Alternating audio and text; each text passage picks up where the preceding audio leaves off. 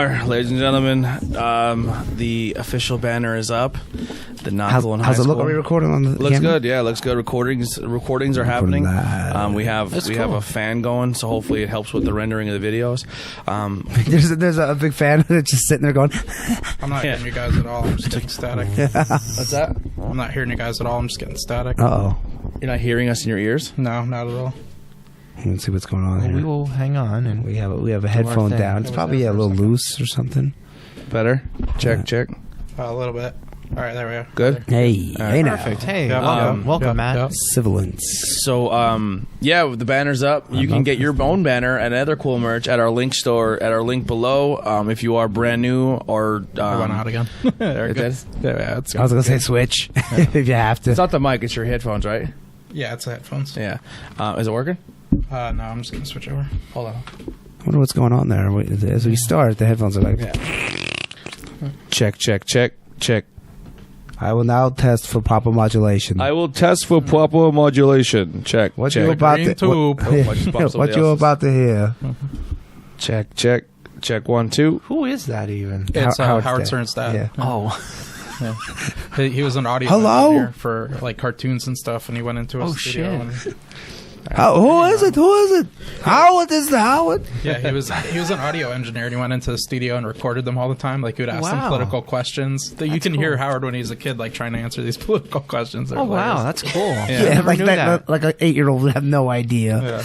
And of course Howard doesn't. Well, speaking of that, now we're obviously We good? we're 2 headphones probably short. So the best way to help that is you can go to the merch page because it definitely helps us. I got to buy new headphones. So merch stores there. Check out the links below. If you're first time here, check out the subscribe button. Hit that. Well, check it out. Just kind of push it. Definitely. I'm really loud now. Really? Yeah. We got all kinds of audio problems here. What? This episode is audio. I think Scientology is sabotaging us. Yeah. I'm like Dianetics by L. insanely Ron loud. Hubbard. I was just gonna say, I just Ron want to hear Hubbard. it. Yeah, so subscribe button, follow us, share it, the whole nine. We have a topic tonight, which is going to be cults that Matt's going to do. When it comes to like news, I don't have too much, so I hope you guys have some news There's not topics. much video game news going on, or E3, comic news. some of the E3 stuff's out there. I just didn't have time to read it all at work. I didn't see it. Like usually, right before that, there's a lull because obviously they won't announce it there. They just announced today that Sony's doing another Marvel movie. It's untitled yet, but it's coming out in 2021, right after the Spider-Man movie. Interesting. Black Cat, maybe. I don't know. Yeah. Speaking of Sony and Marvel, Sony bought Insomniac Games for $229 million. Really? Did they make Spider-Man? No, it's that was Insomniac. Neversoft. Okay, yeah. But Insomniac made the Xbox exclusive for a little bit there, Sunset Overdrive, Okay, that was all right. and then they made Spider-Man. Okay. So they're trying to lock up that Spider-Man exclusive deal. Yeah, you can't blame them.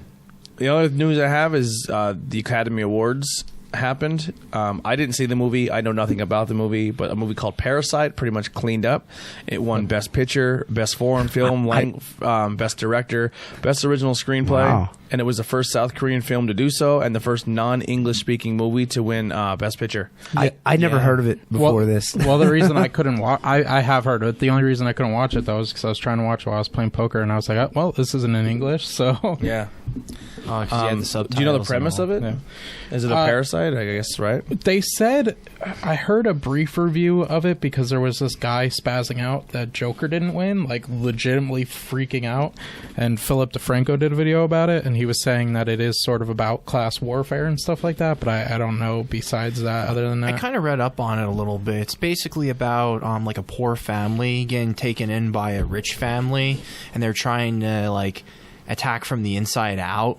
Gotcha. In a Poor way, people? So Yeah, that makes the poor sense that it's people, class yeah. warfare. Then. See, I would think it was a So like horror movie. lower class with the newer class, you know, with the upper class. You know what I mean? And Yeah. basically just trying to be a parasite overall, kind of like sponging off. I don't know how it would end, but I'd be kind of interested in seeing that movie too. See, I was hoping it was a horror, so I'm probably That's not what going I to watch it now. thought. I thought it was very well a could horror movie be, where the just girl how- was like some type of monster. It kind of has like a political agenda to it. Then I thought too, he was a horror apparently, too. director, so that was why. I think he just has like little twists and what have you to make it like that's like realistically scary. You know what I mean? Like it's just the fact of the matter. You know I like stuff like that. So I don't know. Yeah. We'll see. Usually I it's can all tell you a artsy movie fartsy was awful. movies that are on there, though. And another weird first, the Joker is the first comic book character to not win just one award, but two. Yeah, what were they? Best actor? So Heath Ledger won Best Supporting Actor, and Heath Ledger. Heath Ledger when he Oh was, yeah, okay. I got when he it was now. alive, he I got won it. Best I thought you Supporting meant Actor this year. as the Joker. And then this This year year. round was Best Actor and Best Original Score for the Joker. Oh, I couldn't tell you one song in that movie. But best, what was Check. it? Would he win Best Actor or best? Yeah, what? he won Best Actor. Oh, that's he was a really Yeah. good actor. He won Best Actor, and then the movie movie was won great. Best Original Score. Oh, well, that's a bullshit award. But the movie, the score did help push the movie. I thought the music was done very well for the movie. Hum one of the songs from the movie. They're all Say one of your favorite scenes, and you can easily say one. Of your Yeah, favorite exactly. Scenes. See what I'm saying? Like kind of like Fallout. Like Fallout games are much better because of the music they put into it. yeah, I'd say that. Yeah. Butcher Pete. Yeah. But I'd say I know some of the songs though, but I played it for 100 hours. So. Yeah. that ambient for Fallout. You know what I mean? Like Fallout. No, 4 just for putting me on the was radio ambient. station. Just Yeah. really and good. even that too. But Well, the ambient wasn't much to it. yeah, but still though, it kind of set But the mood with like 50s desolate. music. See, I like the 50s music. I mean, I do too. It's just like sometimes you just gotta kind of suck it all in. Power button's broken. People are trying to message me. Oh, jeez. I guess they're changing Birds of Prey. Yeah, that's why Yeah, I Harley I was Quinn, saying Birds of about. Prey. It was Birds of Prey, the Fantabulous Emancipation of Harley Quinn, but it didn't do that so well because that's a stupid name, and now it's Harley Quinn, Birds of Prey. So they're just trying to get. They're trying to get her name on it so Yeah. people know what it's about. But Yeah. why not just call it? It's clearly a Harley Quinn movie, so why not just call it that? Yeah. It should have been that from the beginning. I don't think I've ever seen that ever happen in a theater. Yeah. To a movie. There was another one named I can't remember now, but it was a really popular movie they did it with. Yeah, they switched the title to make it make more sense. But I've heard good things about the movie. I heard it's fun. I liked the trailer. But Yeah. Tyler liked it. Yeah. But if you're looking at the crazy about paper it. and you don't really know much, but you're just like, Birds of Prey, what the hell is that, a horror movie? But you see Harley Quinn, I Yeah. know what that is. Let's take the kids. And that's probably not for kids, but you know what I'm definitely saying. not for kids. Harley's Like- on coke in it, I think. Oh, God. I don't Yeah, wanna there's do like that. a Coke bag that blows up and she gets all hopped up. And then fucks everybody up. I heard all the fight choreographed scenes were all the same guys who did, were all the same team that choreographed the fight scenes in Birds of Prey are the same people who choreographed the John Wick movies. Oh, really? Wow. Yeah. Oh, there you go. Yeah. Probably pretty good. I heard the movie's good. I haven't seen it. Yeah, I don't. can't- I probably will wait till it comes out on DVD. Yeah, I don't think I'll go to see it. because Yeah, I'm not- We don't have a theater close. I give every comic book movie a try, but I wasn't super excited about this one from Yeah. the trailers. I can tell you what movie was awful. It was. I think he's a genius for the way that he's marketing it right now because everyone's like, I got to see that movie to see what's going on. But Uncut Gems was so bad. It was like Adam Sandler was not good in that movie. I don't believe he thinks. See, I heard people said it was fantastic. I don't believe he thinks he should have gotten an Oscar for that performance because his character wasn't believable. His affect was in and out. His affect was annoying. It didn't come off as realistic. And I directly come from the gambling world, so I can tell you it was not a good representation of the gambling world.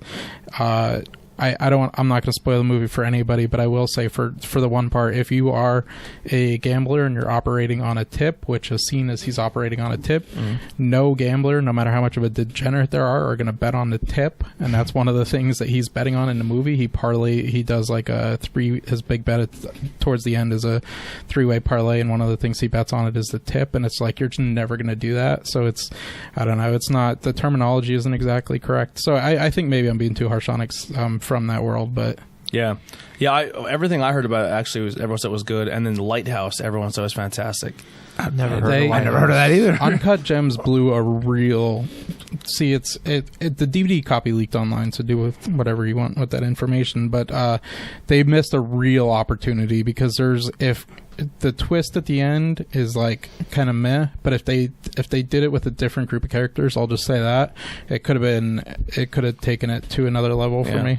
So Lighthouse is a black and white movie with Robert Pattinson, which will be the new Batman, and Twilight Vampire too, if you wanted to. Yeah, go I'm that trying to- I route. wonder how he looks in it. I wonder if he's bigger than that because he would have been working out probably a little bit. A little bigger. He has a huge mustache in it, and then he's with William Dafoe, Okay. and they work. So it's Batman, Green Goblin. Yeah, or Batman and My Dream Joker, and they both work on in a lighthouse on like an island, and I guess they just I watched fucking this. I literally watched this. yeah, they literally just get fucking drunk and high and whatever they gotta do, and just lose their fucking minds.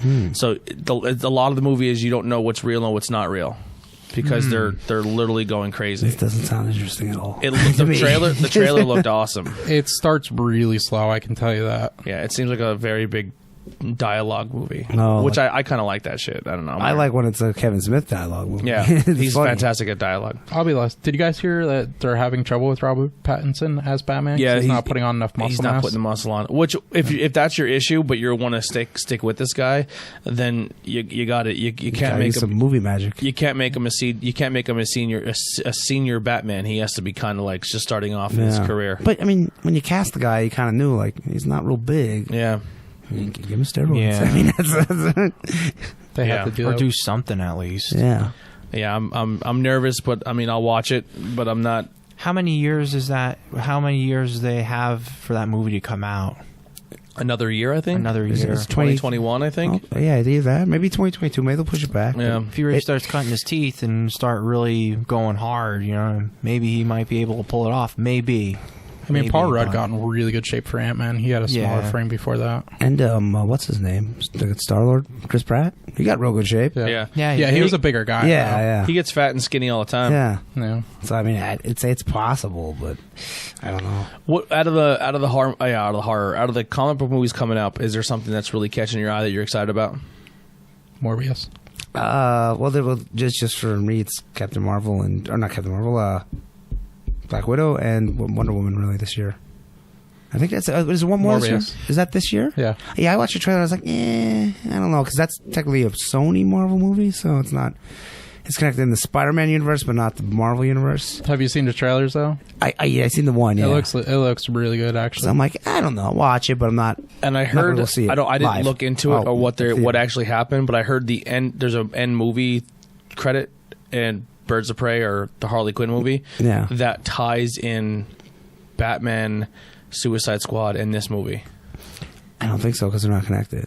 They do. They are. They tie it in at the end. Well, The end. so they're pretty much Harley connecting Quinn it. is like a Deadpool character that breaks the third wall, so it might just be a troll. Yeah, Yeah. because I don't think storyline they're connected. Yeah, so supposedly what they're saying is that the end. Well, obviously Suicide Squad. Yeah, yeah, the end will tie it all together. I don't think so.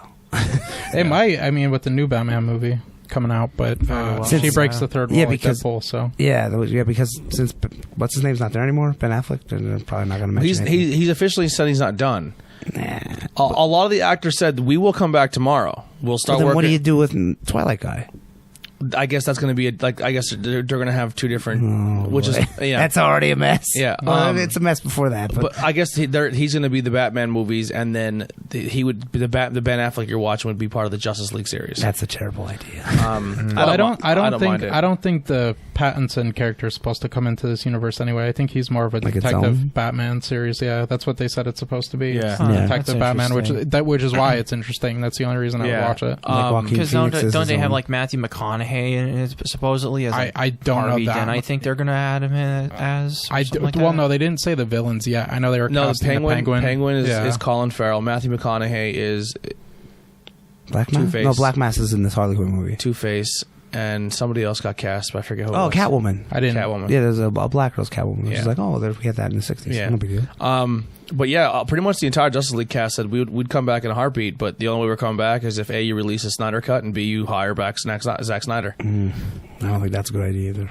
Yeah, I do. I liked Zack Snyder's movies. I did. I enjoyed Justice them. League, what would you give Justice League out of A to F? A grade? Well, that wasn't his movie. I know, but what would you give it? I didn't watch it. Yeah. Nope, I What do you refuse. say? I thought it was okay at best. Yeah. But I thought Batman and Superman, I'd give that a D. The opening song to Justice League is like fucking awesome. You're like so ready for it too because it's just See, such a I great enjoyed scene. Batman vs Superman. Yeah, I thought it was too disjointed and all over the place. Oh, the Batman vs Superman. That Martha thing is so cringy. I can't It didn't bother me. For me. Yeah, I didn't like that either. I mean, I didn't hate it as much as some people. It's just not believable dialogue. That's a problem. I gave Batman Superman a B. Wow. And I gave the uncut version an A. Oh, see, I thought the uncut one was a little bit better, but not much. Yeah, I liked how it jumped all over the place, and it didn't really. It played off like a comic book to me. No, see, I didn't think it flowed at all. It's like, well, we're here, we're here. Too much. I don't know. It sucked because they were heading in a better direction than it went. Yeah. Because Man of Steel was really good. Wonder Woman was obviously really good. Mm-hmm. Yeah. Aren't they supposed to be replacing Mara in the next Aquaman? Yeah, well, they're trying to now because of the whole thing where it's really looking like she abused Johnny Depp. Like, she's on... Oh, shit. Have you heard the new recording? Oh, no. No. She's like... So, Amber Heard... Well, wasn't she saying for a while that Johnny Depp was abusing her? Right. Yeah. But, so now there's a new recording where she's like, yeah, I beat the fuck out of you, and I can't promise I'm not going to do it again. And she's like... It's like really super obvious that she was the one beating him. And he wouldn't say anything. Well, he's like sitting there in the recording, like, and he's like almost borderline tears. He's like, I love you, but I can't stay with you if you're going to keep beating me. And she's like, and I can't promise I'm not going to keep doing it. And she just... Jesus. He's super frail looking now. He's like... He looks like he's 62 pounds. This ruined his life. He was fired from Pirates of the Caribbean over the whole thing, and it's like now it's coming out. Yeah, you didn't know that. And he was the best character. He was cut off. He was pretty much like he's not blacklisted from Hollywood, but no one wants to work with him, right? Because just fucking ruined him. She went out and said that. He abused her. Well, yeah. I mean, you can't blame them if they thought that was how it was. Yeah, his lawyer. It was just like last week, his lawyer released a bunch of proof that like maybe one of her friends kind of like shit in his bed, and there's pictures of him with like his hair pulled out and stuff like that. It's disturbing. Boy. Jeez, just break up, like it. And listen, man, this the fucking worst part about it is like this. These are the stories that like ruin a moment of a good thing with what happened with Me Too. Like just a lot of scummy, sleazy fucking people finally got ousted in show business, but it did have a lot of double-edged swords to it too, where people are like, for everything you're going to have good with a movement, you're going to have people who abuse it as well. And definitely. This is one of those cases where it wasn't what we thought, and it ruined a fucking person's career, because if you questioned it or you asked for more research or more proof, it was like, you don't believe us, and then you were fucking considered an asshole for even questioning it. It's like Who Cried Wolf. You know I literally had to have the discussion based off the last podcast I was on. I literally had to have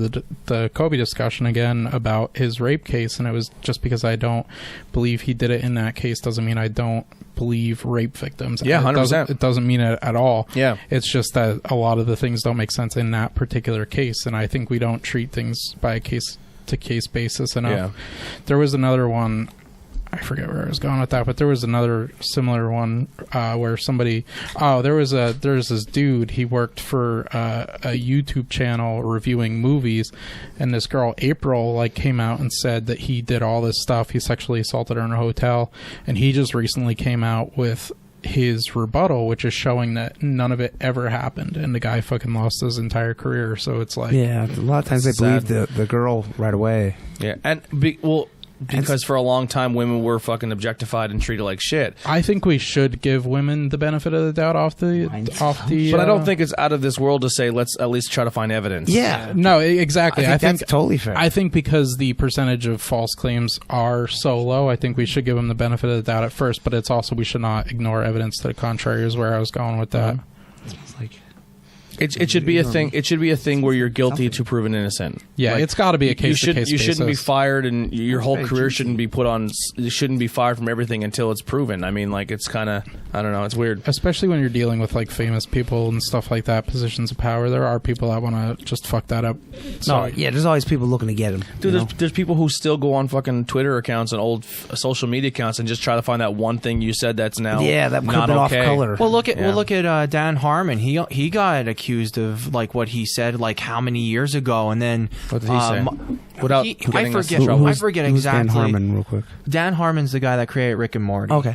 Well, Dan Harmon, I forget. He said something. But also, if you watch Rick and Morty, there's not much that he would say that would shock me. Yeah. Well, wait. Like if South Park guy said something offensive, like, he said something like, "Oh my god," like way back, and people are trying to uncover. No. Oh, that's the edge of your band. Yeah, your band-aid. It's all red. yeah. I was like, I thought you Yeah, were that's fucking. the wrap. No, God, no. I'm like, blood everywhere. Like, okay, no. But no, some Twitter follower found something like really like a shitty joke on his. I think it was like maybe a dead baby joke or something like that on his Twitter. Babies died. And here, like Mike Lazo yeah, from the president of like Adult Swim on Cartoon Network, he's like, I don't really condone it, but the guy actually grew up to have a better sense of humor as a better human being, and therefore I am not firing him, because that was the whole and thing. Rick with and that. Rudy makes us a shit ton of money. And not Yeah, and they're very offensive on the show. I mean, so, and not only that, that was like the time with James Gunn, how he was in trauma and said his jokes then too. But that or was something along nonsense. those lines. We're going to fire you for a joke you did 10 years ago. But James Gunn also, before he was hired for being a director, made inappropriate, funny, edgy comedy. That was just. That's like when they fired Gilbert Gottfried for making a joke. Yeah, what do you think? You knew what you were hiring. Yeah. Like He's a comedian. he's a Let him and know. he's a Comedian, filthy yeah. comedian. Well, the funniest thing about the Gilbert Godfrey situation is the shit that he would say on the Howard Stern show that wouldn't get him fired. But then he said the mayonnaise sucked, and like he got fired by the mayonnaise company after he said just their mayonnaise sucked. Yeah. And then he would did purposely try to get Daniel Carver to say the N word and the and the F word as many times as he possibly could. That is one of the funniest. I like what he would one of do. the funniest episodes. When he ever. would do Dracula, and then what was the other one? Back in my day, we drank coffee hot. Like Yeah. I forget, it was one of the old time comedians. Yeah. Oh, He's a yeah. fucking idiot, man. He's funny. I love Gilbert. Yeah. So when it comes to what we're playing into right now, what do we got? I mean, I'm trying to drag it out as long as we can. No, Well, I was okay. actually maybe a going to say quick one. some more news. Apparently, Oh, I good. saw Let me get a drink quick. I saw a couple of them. The Nintendo Switch is releasing a new like survival horror game. It's kind of like it's like Oh, shit, fuck is that? It's like juice. I was smelling it, texture. and it smells like it's thick like pulpy That's- juice. We had this on the I show. got something gritty in it. Yeah, I didn't think it's that bad actually. It doesn't taste that. I like sand. You went would down love my it. It throat. is a weird. You would love consistency. the imprint beers because they're all like they're not beers, they're juice. yeah, Really? they're just juice. But there's a Nintendo Switch game. It's like a survival horror, kind of takes off of like a Resident Evil type of a game, but it's like that third person shooter. I forget what the freaking name of it was. Yeah, go figure. Go Ben. Yeah. Hit the button. No, Hey, might there's as this well. game coming out. What's it called? Hit the I don't button. know. You can't Hit ask. the- you hit the can't- button. You can't ask for the button. The button just comes. But it actually looks really cool. It's kind of like it's not really like a Steve, fixed camera. What? Steve would be giggling because he's like, Yeah, it's news, but it's not news. yeah. Oh, he would pick it up. Steve's laugh is just with us in presence. I can just hear. You might want to look that one up. Ben. Yeah. So, Well, while you're talking Switch, I'll kind of segue into mine real fast. I actually, we just finally had one of our second Christmases, I guess you could say, because I've been so busy. We haven't had time to go see the other side of the family. Oh, And I okay. got like a $25 gift card, and I picked up, I got it in Nintendo points, and I picked up Thief Simulator. Where you plays like you have to like stake a house out and find their security system and that's get kinda in there cool. and get there and steal as much as Yeah. you can without getting caught. And then I got I what the fuck did I get now? The NBA. It's kind of like NBA Jam. I think it's called NBA Hoops. oh, is that the one? It's It's more like a 2-on-2, but it looks just like NBA Jam. Okay, yeah. I got I that. think I know what you're talking about. But I heard yeah. there's like a lot of things like where you play, you unlock more characters, and you can get legendary characters and jerseys and stuff. But it's pretty much NBA Jam for the Switch. I was like, this Yeah. would be perfect. And then I picked up the 2 DLC packs for Graveyard Hunter. Oh, they must be doing pretty well then. No, I haven't even started yet. No, it must be doing. the game must be doing well. Yeah, and one of the things is like a Stranger Things DLC. Oh, it yeah. looks like Stranger. It's called like I don't know, it's a spin. I It's don't a know. spoof of Stranger Things. Oh, that's cool. So I found the game. It's called Heaven Dust, and Okay. I'm going to show Andy a screenshot that's of cool. it. So it's kind of like that setup. But it's not like fixed camera. So basically, Yeah. you run around the house, and like if you're going to shoot a zombie, you actually have the crosshair show up, and it shows on the actual body of the zombie instead of like you like holding your breath and trying to actually aim. That actually looked pretty cool. That actually comes out February the 27th. The same so- day the Mega Man Zero collection comes out. I want to get that. 'Cause Oh, I've yeah. never played the What Mega a Man Zero segue. games. Yeah. Oh wow. But There's 1 through 4. also, the Kazooie statue at the Rare Museum apparently got damaged Banjo-Kazooie.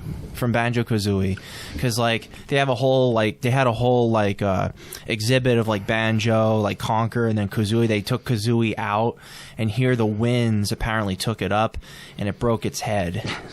So Was that in Japan? Glue it on. Call Yeah. it a day. yeah, I don't know, but that was another thing too that happened, and people are like up in arms about it. Why I'm would like, you care about that Kazooie statue? God damn it! I can go on Fix YouTube. it! I can go on YouTube right now and see fucking 1,000 videos of sculptures and stuff that people make, and they're fucking fantastic. yeah. It's not the end of the world. I think it's because when make another one.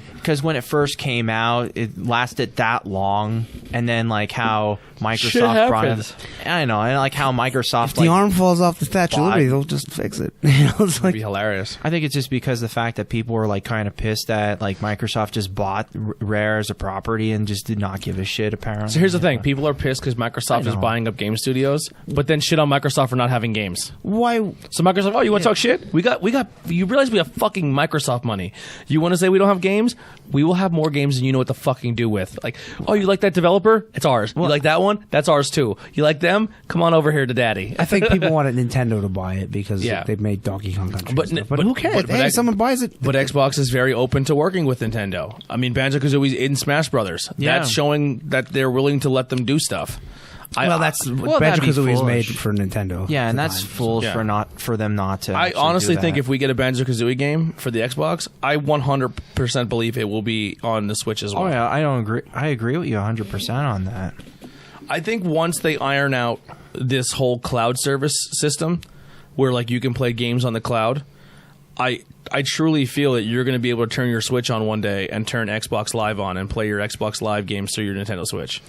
I wouldn't. I don't know doubt if it will ever go that far. I mean, truly do. Like I don't think you'll ever be Halo on Switch and never be Mario on Xbox. You won't physically be able to buy a Halo game and put it on your Switch, Yeah. but with this cloud service, where all you need is a screen and everything goes by the internet connection. Well, if they hook up all three companies, That's kind of what I guess you couldn't that's- stop 'em. That's what Microsoft wants to do. Yeah. where like it's all one online service. Yeah. So if you want to play with your friends, you can play with your friends. yeah, Like, but you'd log on from whatever you could, a Yeah. computer, or, Yeah, or phone. Or, that's the next step. Like they're still making consoles, but they, if you don't want a console, you're on the road. You can play with friends on your phone, or you can play on a tablet, or you can play in a hotel room with a Google Stick or something like that. You know what I mean? Like that's what they're trying to do. That's the next step. The only thing is they have to do is they got to get the internet companies and providers to actually put good internet lines throughout the entire country, because there's a lot of people who still don't have good internet. Yeah. They got to really that's got to be a or thing. people have the awesome internet, Yeah. and people that have just the okay internet, or what they think it's good isn't There's as good still as parts of somebody our else. country who don't have the internet. Ain't that crazy? I just think had to it's- switch my internet.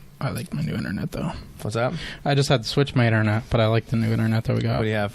We got the 5G Service Electric. Oh, Stars Electric is a beast. Yeah, it's really good. It's really, really good. We switched over. We were with Verizon. It was spotty. Oh. And then we went over to, my brother made a huge, massive, colossal mistake going to HughesNet, which you should just don't ever do. I had Verizon in this house for 3 minutes. Really? I turned it on. I turned Netflix on, and I couldn't even buffer in S standard definition. Oh, it was boy. like it was like pixelated, and I was like, all my speed tests are showing I'm not even getting 1 megabyte into the house, and they're like, legally, that's all we can. We can legally give you in your package. And I was like, get it out of my house right now. I'm telling you, Verizon is a dream compared to HughesNet. That Really? HughesNet was fucking awful. Never, ever get it. I had a booster, and I put it a foot away from my laptop, and I couldn't stream my movies off the side. I stream. My poker was cutting in and out, and the poker will run. You could run poker on a microwave, because it's just like they just want your money, so they have the best servers in the world, and it would cut in and out. It was ridiculous. So what are you playing right now, Ben? Or Not watching? playing or? anything, but on this episode of Ben Binge's Netflix shows, Can't forget to give us some intro music. Yeah. Here's the So, Ben binge episode. I actually watched a show. It was a Swedish drama show called Ragnarok. And Ragnarok is loosely based off of the Norse mythology, with Thor, Loki, and the giants and all too. This Ragnarok, you should say. Yes, Because this Ragnarok Ragnarok. is Norse mythology. real quick. Yeah. So this Joey Ryan news gets worse. His Right to Censor group Yeah. has taken over RVD and Katie Forbes. Now she refuses to show her butt. Oh, really? Oh, boy. It's hilarious. That's going to turn into something Yeah. Go ahead, Ben. when it explodes. But anyhow, this Ragnarok, this like Swedish drama, it's the kid. There's two brothers. One obviously has like this bowl haircut. The other one looks exactly like Loki. Obviously, and a single we don't mom. know. But anyhow, he meets this. Well, they go into this town in Norway, and it's like kind of like one of those small towns. And so they end up meeting this one dude, the Thor character, as I'll say it, pushes him because he is in a wheelchair. His wheelchair stops, pushes him, and he gives an act of kindness. Meets this one lady, and she's like, "Hey, like, you did a good thing." Touched him on the head, and he's like, "What the hell," right? So in the town, there's the Giants, which are this whole rich family, that corporate family that's like is this a cartoon? No, this is a live action The show. commentators. Oh wow, that's awesome. Live action show, and the family is kind of like abusing the land, kind of like polluting the water because with like with the glaciers and all that. And there's this one activist that's trying to uncover all this then too, and then she ends up getting killed, and they kind of figure out, they kind of wonder who killed her. And so the guy that's Thor, he's trying to figure out all this stuff. And I'll definitely say this, one of the characters is the unsung hero of the whole thing, the one biology teacher. She she's just like, "Hey, what's up, guy?" And he's like, "Hey, can you test like this water sample and shit?" So is this in English? Well, it's I dubbed. hope so, because Ben is dubbed. making it sound like it's not. It's dubbed. I'm confused. It's dubbed. You know how Ben describes things. It's dubbed. Oh boy. Okay. Yeah, it's dubbed. So it's some of in the stuff Swedish. they say is English then too, because, well, yeah. Do you know? I didn't know this until the other day, but the old Stargate SG-1 had like a whole bunch of the Asgardians, Thor, Loki storyline. Really? Yeah, Wow. my Wow, dad I was didn't. watching it the other day. How about that? Yeah. 6 episodes. They're about like a little over a half an hour. One of them is like an hour long. Pretty cool. It's well recorded. Or the cinema. What? I watched the one dubbed over. It's well recorded. I watched the one. Well, dubbed it's over like horror it's like movie, but- recorded like a movie, pretty much. So like the quality is there. It's the so. production value. The production of value. is Yeah. very good. Okay. I'm not thinking. I watched some troll movie All right. that they dubbed over. All right. It wasn't for me. I want you to say back to me what this show is about. It's about Thor and Loki. The one And Ben described. Yeah, there's a biology teacher that does all the science for him. She's the unsung hero. She's like the guy in the chair. And And one of them has a bowl cut. yeah, it's dubbed. Loki has a bowl cut. Thor is like a Norse mythology. Or Steve. Would you watch it? No. No, I have zero interest. Maybe somebody else described it. Yeah.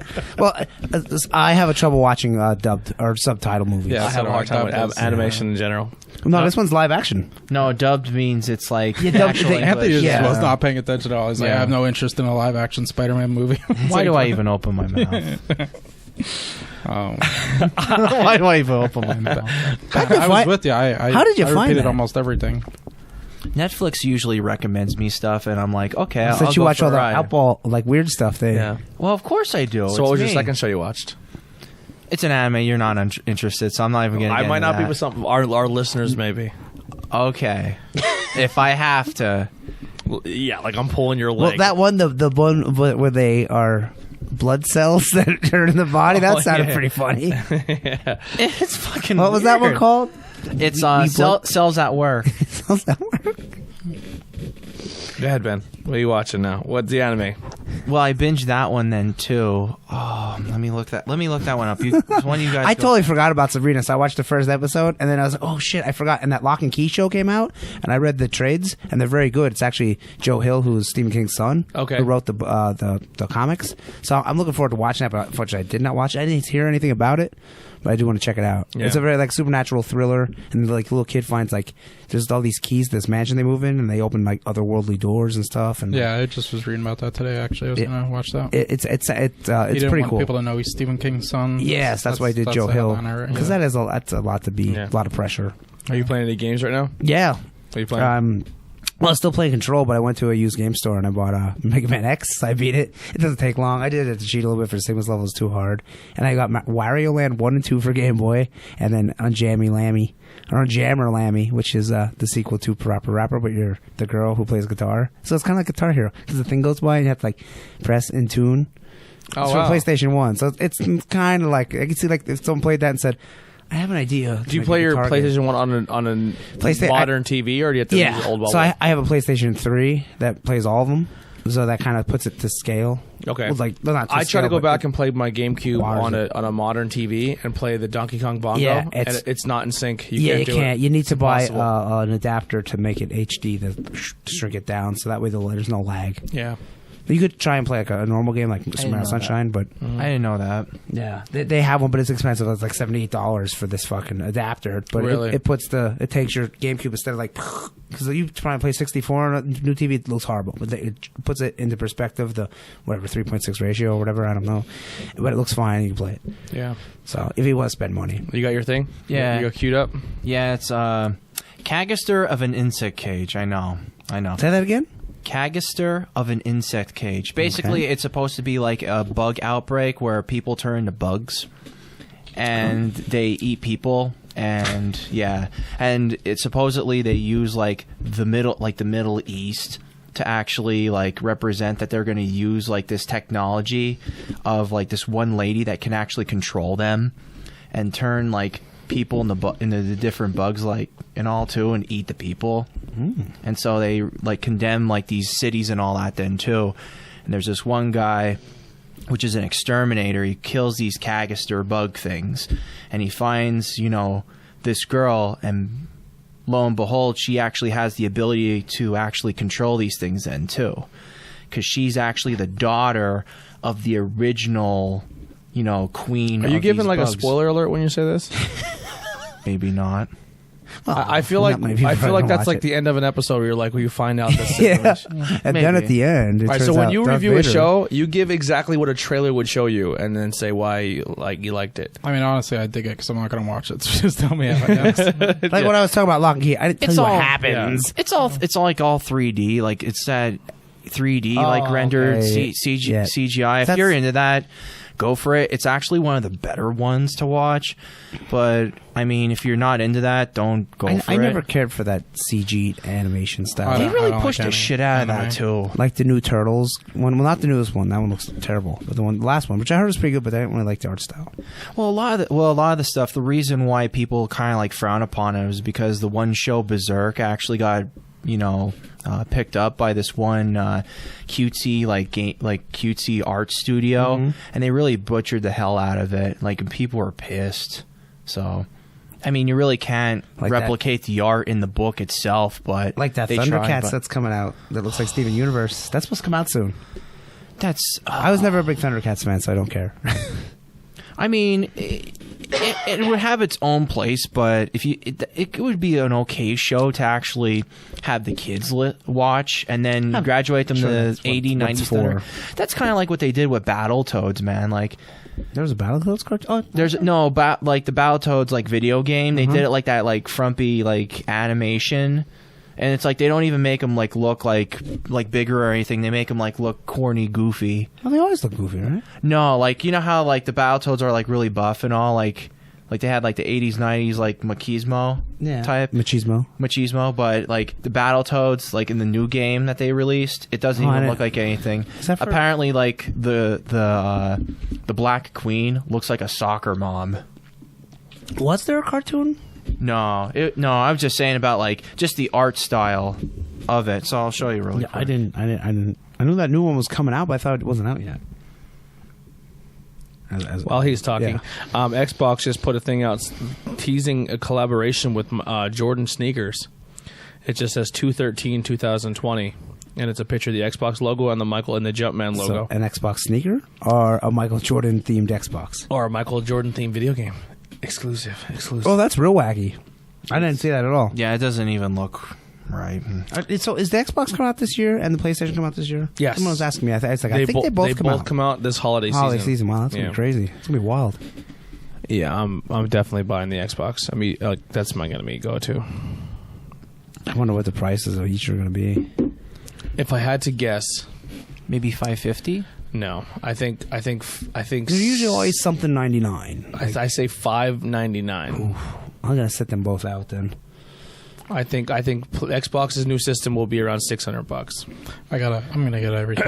I'm gonna get everything, and I'm gonna get every game, and I'm gonna find a new game to go professional in because I hate poker. I just hope it dies.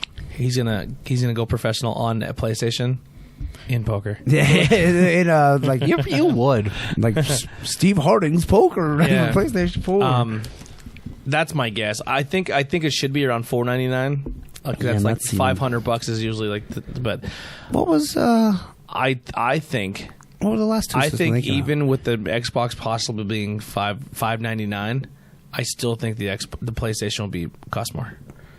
I don't know, because last time it was for 3 was more expensive, and then 4 was less expensive. If you remember, because the Xbox had Kinect, and it was PlayStation 4 was $100 less, Yeah, it was bundled. and then when they got rid of Kinect, then they were the same price. Yep. But then PlayStation 3, I was like And the $600. PlayStation Pro and the And no one was Xbox buying One, it. the PS4 Pro and the Xbox One X were both, I think, the same price. I think relatively priced the same. Yeah, I think they're going to be very close, but I think the PlayStation will be a hair over. Here's the thing: guess it all depends. PlayStation loses money when they put systems out that are high powered because they have to. They're not really like a company that can, like Xbox, literally can make their components. You know what I mean? Like they're a PC company. Yeah. Where Xbox can kind of do loopholes to not put as much into the hardware, but make the hardware do more than a normal processor, I guess you could say, does. Yeah. That's just that would be my guess, but I think they're both going to be fantastic systems, but I'm definitely going to stay with my Xbox. Yeah, they're both 600. I'll wait. I'll wait until the price comes I'll down. get it right away. Yeah, I kind of waited out. There's not even even to say, hey, the new Fallout's only that. No, I'll wait because Yeah. their systems aren't going to die for at least a year. Yeah. So you'll still have games. I think Xbox will, for the most part, if you want newer games, I think Xbox and PlayStation will both.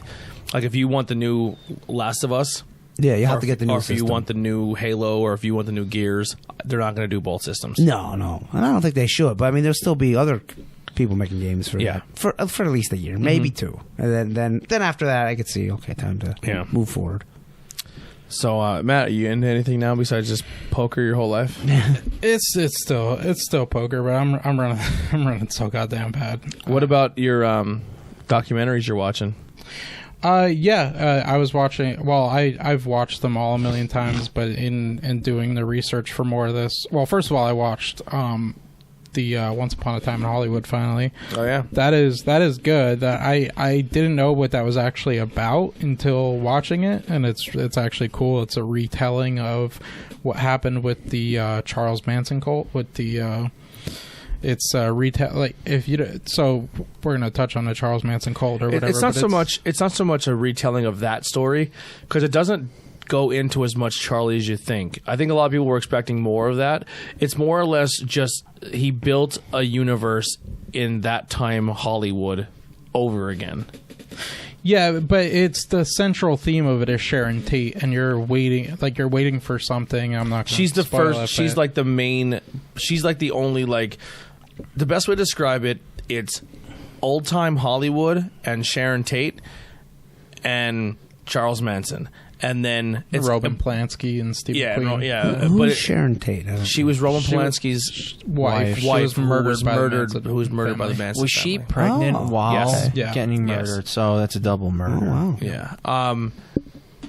Without saying anything, it's the best way to describe it. It's like it's Inglourious Bastards, where it takes place in a real time, may have real people, like real generals, real people, but the story they're telling is not historically accurate. Right, it's not based on a true story. It's a retelling of They what did it up happened. a little for Yeah. Kind of like movie's off sake. the cuff. It's not even done No, up. it's not even. Completely. It's completely different. completely like you know how in Inglourious Bastards he pulls a machine gun out and shoots Hitler in the I face. didn't see it. Well, They I kill understand. Hitler at the end of Okay, Inglourious Bastards, and no one's seen it coming because historically it never happened. Yeah, but for movie's sake. Yeah, so it's kind of like one of those things where he kind of just takes his own liberties of how he would have ended this story. Yeah.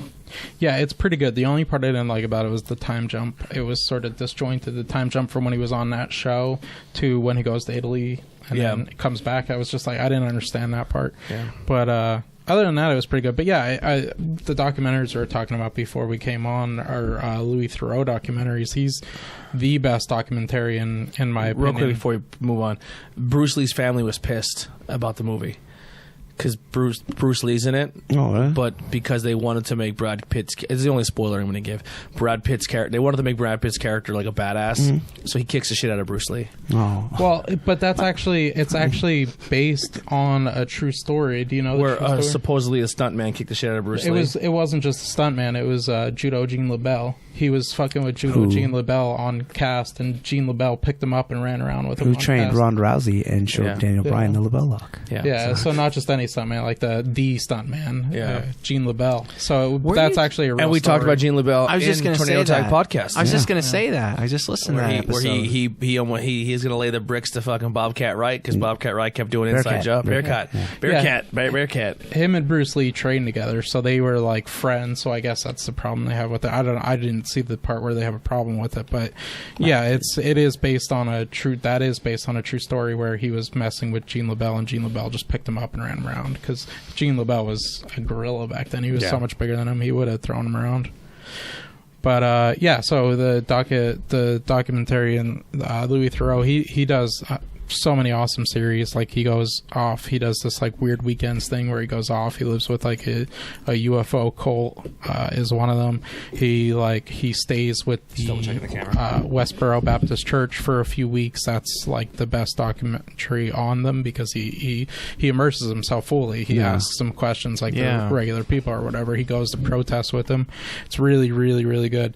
And the one that I was just watching, I told you guys before we came on, was like I still get chills thinking about it. He's in a brothel, and he's talking to the working girls about how they got there or whatever. And this girl is like the center of the documentary for the first half, and she's like an eccentric girl, like sort of like out there a little bit, like goofy, messing around, and like.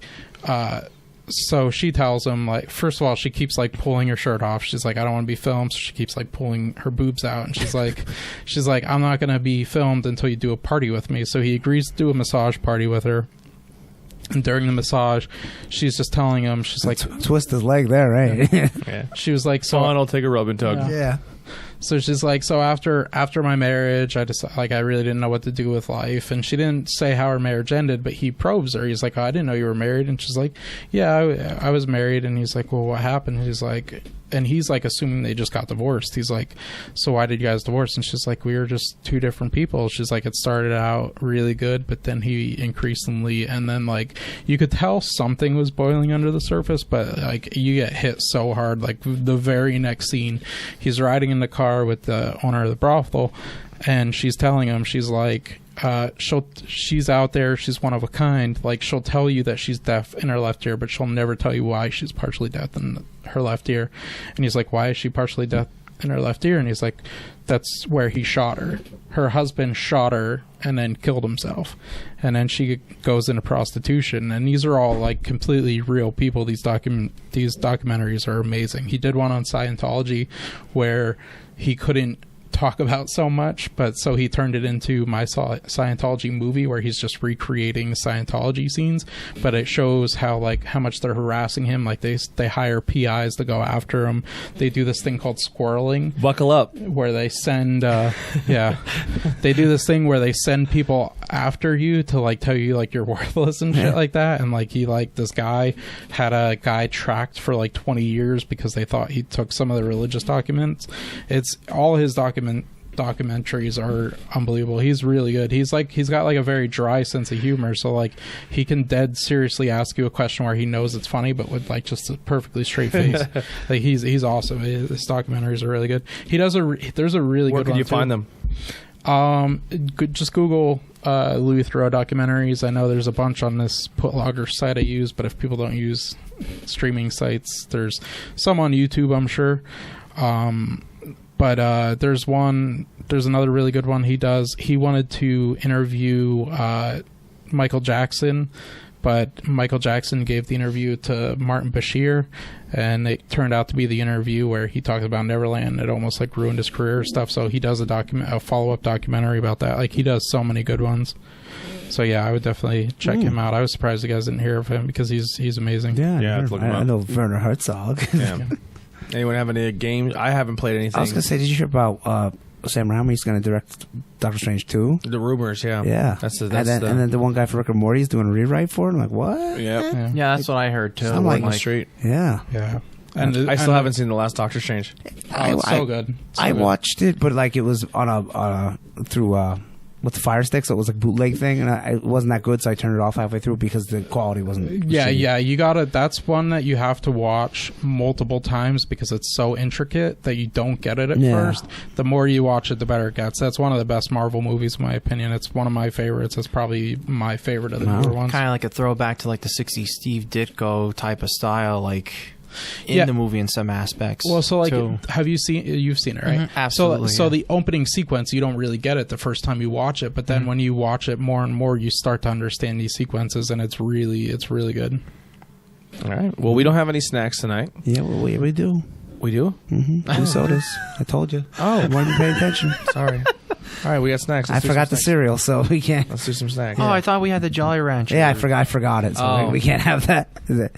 Hold on a second. Sorry, I'm out of it today, guys. Sad. I'm out of it all the time. I know. The thing that's little baby cups.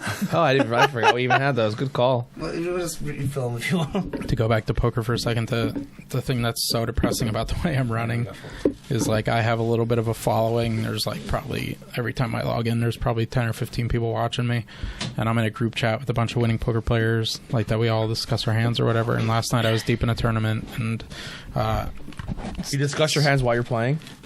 sometimes like they'll be like, that was like really sick, were you bluffing there or whatever, like they want to know what my cards were or whatever. They're people that are watching but aren't playing. Yeah, like I've always had like a little, ever since like I was 19, I've had like a little bit of following online. Wow, how about that? And so there's probably like 15 people watching me last night, because I was really deep in a tournament, and I reshoved queens for a bounty, and I got called by sixes, and the guy hit a 6, and I just fucking threw my laptop or whatever, smashed my mouse off the wall.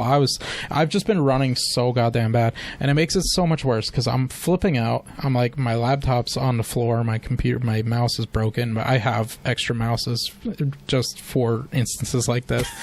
And I pick up my phone, and then the group chat's talking about, that's so sick, how do you run so bad? It's like, it doesn't fucking help, guys. Like, I just want to say that publicly. It does not fucking help when you talk about how bad I'm running. It's really holy shit, Matt really ain't shit that one, dude. Yeah, it's for the last few weeks I've been on this sick downswing where I'm losing like every all in, and they're just like, how is this fucking real? Like, they're like like I'm getting these messages like, sorry bro, that was really sick. I'm like, yeah, not helping. That's Can you imagine if it was like Xbox Online, like it's funny because 10 years ago. One of the most popular guys. Mother's a whore. You play terrible. Yeah.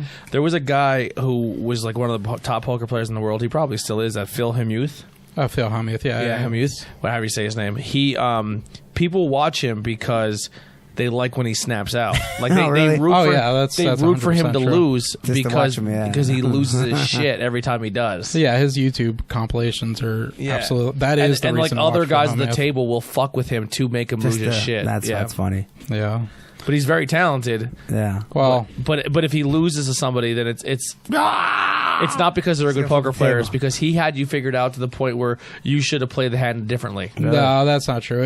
That's definitely not true. That's how he thinks, though. Well, yeah, he's like, why would you play queens right there? Right. And you're like, why wouldn't I? Like, yeah. So that's his problem. Is he is very good against the common folk, the common player that's sort of scared of his name. But if you have an advanced strategy at all, like, he just doesn't fucking get it. And that's the one. His most legendary clip is where Adam Levi, this guy Ruthless, he's still an online crusher, he calls him with like queen 10 to one hand, and Phil Hellmuth loses the hand.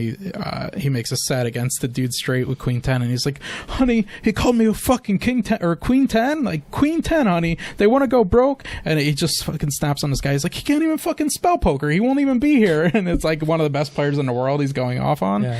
So it's like, it's any advanced strategy he just doesn't get. I don't know how to play poker at all. I know how to play, but I'm not good. Like, don't even know the basis. I know you get cards in hand. That's all. All right, what do we got? So this came out today. It looks like cherry Coke, but it's not. It's cherry vanilla Coke. Cherry. Whoa! And then I have the I've never tried it. I don't know if you guys have the Maui Black Burst. This is that the pineapple Mountain Dew? Yeah, the Dollar General only Mountain Dew. Dollar General. Yeah, with Exclusive. a blast of pineapple flavor. Dollar and General. something else. Dollar General exclusive. Oh my, that was really loud. That was really loud. Sorry.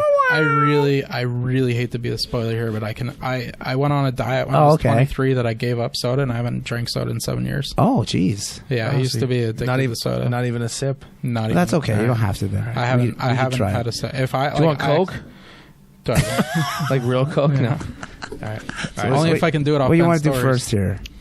Let's Off do the my pineapple. what? Off your Okay. stories. Some of the Be crackle. a long line. I like the You'd be dead. By the tiki themed can of the Maui Burst. So here you go. Just pour it you're yourself, pouring so it. that way it'd be easier because I don't want to spill it all over. I used to like Same color as Mountain Dew. Yeah, maybe a little more yellow, a little more pissy. yeah, it kind of does look. How like does it that, smell? yeah. It smells like pineapple. It might just be pineapple Mountain Dew. After my engagement broke off, I ran into some health issues and I ballooned up to like over 300 pounds. Wow. And I remember like going to work, like my mouth would water thinking about Coke, like just getting Really? Coke out of the fucking vending machine. My mouth would just water, and I eventually gave it up, and now I can't go back. Wow. You know what it tastes like? Pineapple Mountain Dew. It's like a pineapple gummy bear. It tastes something else too, like a mango. You have a long hair off your chin right now. Really? Well, geez, it's blonde too. What were you doing before the show? Yeah, combing my hair. And so, Pineapple gummy bear. it's Yeah. not real sweet. Pineapple gummy bear. Yeah, but I didn't know you get like an herb, like something like citrusy, something else. I don't know. I like the can. I think the can's really cool looking. I think it's like almost like a pineapple cool. coconut Yeah. gummy bear. Yeah, like a pina colada. Yeah. It's not bad. I wouldn't buy a whole case, but you know, Is Yeah. there coconut in it? I don't know. It probably won't say. It just says pineapple. It'll probably say And other natural flavors. with other flavors. As I look at the back, like they'll never tell you. But anyway, caffeine content. Once my palate hit that coconut, that hint of coconut, it's all I taste now. yeah, Oh, that's what. Yeah, it's okay, but I'm not a big coconut guy. Yeah. All right. This one should be good, but you Cherry see how vanilla. lame. Whoever designed this label should be fired. I'll tell literally- you why. If you were to buy that, you would think you're getting a cherry Coke. Yeah, it's because it looks basically- just like a cherry Coke. Yeah. And you have to really read All the bottle. they did was add vanilla next to cherry and put a little bit of vanilla on the bottom of the cherry. Yeah. Like, why isn't the That's whole label poor yellow marketing. You or, can- or vanilla color? You can legit, unless their strategy is let's just try to hide it next to cherry Coke, and if someone grabs it and like it, Yeah, but wouldn't you want people to like? Because okay, let's say you've had cherry Coke, right? Be like, so new you're looking real flavor. quick and you're like, oh, I don't want cherry Coke. But you look real quick, you don't see it's vanilla. yeah. I would want people to like, oh, look at that, it's cherry vanilla. I've never had that. So Yeah. I don't know. It's a lame idea. Cherry vanilla Pepsi is really good. Yeah, and it's discontinued now. So, Really? Yeah. So it's funny that Coke comes out with one, and then Pepsi gets. I've one. only ever had the cherry Pepsi. It smells like cherry. I think a or diet vanilla. for Pepsi. There's a cherry vanilla Dr. Pepper. My dad loves it. Really, I've never had that. I Yeah. looked for it, I but think I had that before. Maybe. My dad I'm not loves sure. it. so this kind of smells like. It kind of smells like both cherry and vanilla. I Coke. didn't rinse my cup, so Yeah, my coconut. I tried to go bone dry with my cup, so You almost killed my dad with that wine you gave me. really. Yeah. He didn't. I wasn't expecting how strong it was. I took a sip and I was like, "Oh, this is like gasoline." But I'm like, It's like fucking bourbon. I was in the other room, and my dad like rarely ever curses. I'm in the other room. I gave my dad the wine. I walked back out, and I'm just like, I was sitting there making food or whatever, and I hear, "Holy shit!" I was like, "What?" He's like, "You just burnt my face off." I gave his dad a bourbon barrel aged wine, Oh God. and it literally smelled like a glass of whiskey when you poured it into a glass. So this tastes. I don't know. I don't really. it tastes like vanilla. I get a lot of. I vanilla. kind of taste both, but yeah, more vanilla. I don't think like it. I think it's good. I think the Pepsi was better. Yeah, I kind of like the cherry vanilla Pepsi. It ain't bad. I don't know if I'd buy a 12-pack of this either. No. To be honest with you. I would. You can take more if you want. I would do it. I'll probably drink more of the Mountain Dew. No, go ahead. I like the cherry vanilla better. This actually just hit Walmart today. So how about that? Yeah. Exclusive. Yeah. Yeah. Whoa. And then the Mountain Dew has been out for a while, but it ain't bad. Well, I could talk about something. I can't talk about who I did it for. But I got somebody naked. Yeah, but I did my first voiceover work. Oh yeah. So I did my first voiceover where my voice that you're hearing right now is going to do an intro to a porno. It's like 3 guys enter a room. Storage whores. 1 blonde. Straight from a Jack Chick track. Who gets cummed on first? No, I did my first voiceover work. I'm pretty excited about it. I had a really good time doing it. So as soon as it hits, I will definitely share it. You know what's the best thing about voiceover work? You don't have to care about what you look like. Yeah, Yeah, I had show up as you are. It was really fun. I really liked it. Hopefully, I can make a career of just that if this podcast thing don't work out. And then I'll just There you go. sell all the curtains. Then you send those into T102, and then you get the job. Yeah, T102. We're gonna play some shitty music you've heard over and over and over. Here's the hits from the 90s. I'm gonna pretend like I like these songs, but I don't. Like, wouldn't it be great if they just told the truth? Here's the same 5 songs from the past hour. Yeah. This artist Played has no all talent, day, but we're gonna every play it day. anyway. Remember that song you hated fucking 5 years ago Yeah. because we played it too much? Well, here it is again. We're gonna play it every hour. All the hour. Change our minds. Yeah. Funny thing is, I actually applied to work there. Yeah. Yeah, I didn't get it, so Yeah, fuck it. I heard they hired some new people for the morning. My friend told me because he listens. Because if you're in Pottsville area, so it's the only radio station you get aside from Yeah. Christian music and classical. Yeah, So I think I'd rather it go. sucks. I think I'd rather go Christian. Yeah, go. Yeah. Does anyone have anything else before we jump into today's topic? Well, shout out to my poor mother who blew out her knee. Because of the topic? Yeah, no, she was recruited into a call. Yeah, no, just What's that about? Whoa! two things. My mom, with my, because I know she's probably gonna listen to this because she takes an interest in everything I do. That's very nice of her. I am She's a sweetheart. I am thinking about her. I just said about someone getting calmed down. I'm just putting it out there. She All right, heard cool. me say it's significantly worse. Right. And yeah, she had a bad fall last year, as a lot of people know. I'm glad for this platform because, like, I hate talking about my life online because I don't sound like a real person. Like, I'm like a stand-up comedian, professional poker player with the dad has Parkinson's that went through cancer. My mom had a really super bad fall last year. She fucking Yeah, I remember. took her jazzy down the basement stairs. Yeah, and she broke both legs in 4 different places when that happened, and they had to put her legs back together, and we thought she was coming home this month after months in a nursing home, but the screws broke off in her leg. You're a better son than I would, because if my mom fell down the basement stairs on the jazzy, I would at least have a 3-minute chuckle before I went down. And It was, dude. It was. So, I was asleep. I was asleep when it happened, and I thought she was dead. I'd be like, Mom, what the? Like, if it was my mom, I'd be like, what the fuck were you thinking? Yeah, it was awful. Me and my mom have a different relationship, though. Yeah. Well, I was already worried about her because, like, so I'm glad to tell this story publicly because it's a horror story for healthcare. So my mom was on all these insane medications for, like, pain medicine and antidepressants or whatever, and her insurance lapsed. And they were just like, okay, well, your insurance lapsed, so we need hundreds of dollars for your prescriptions or we're going to cut you off cold turkey. Like Joker.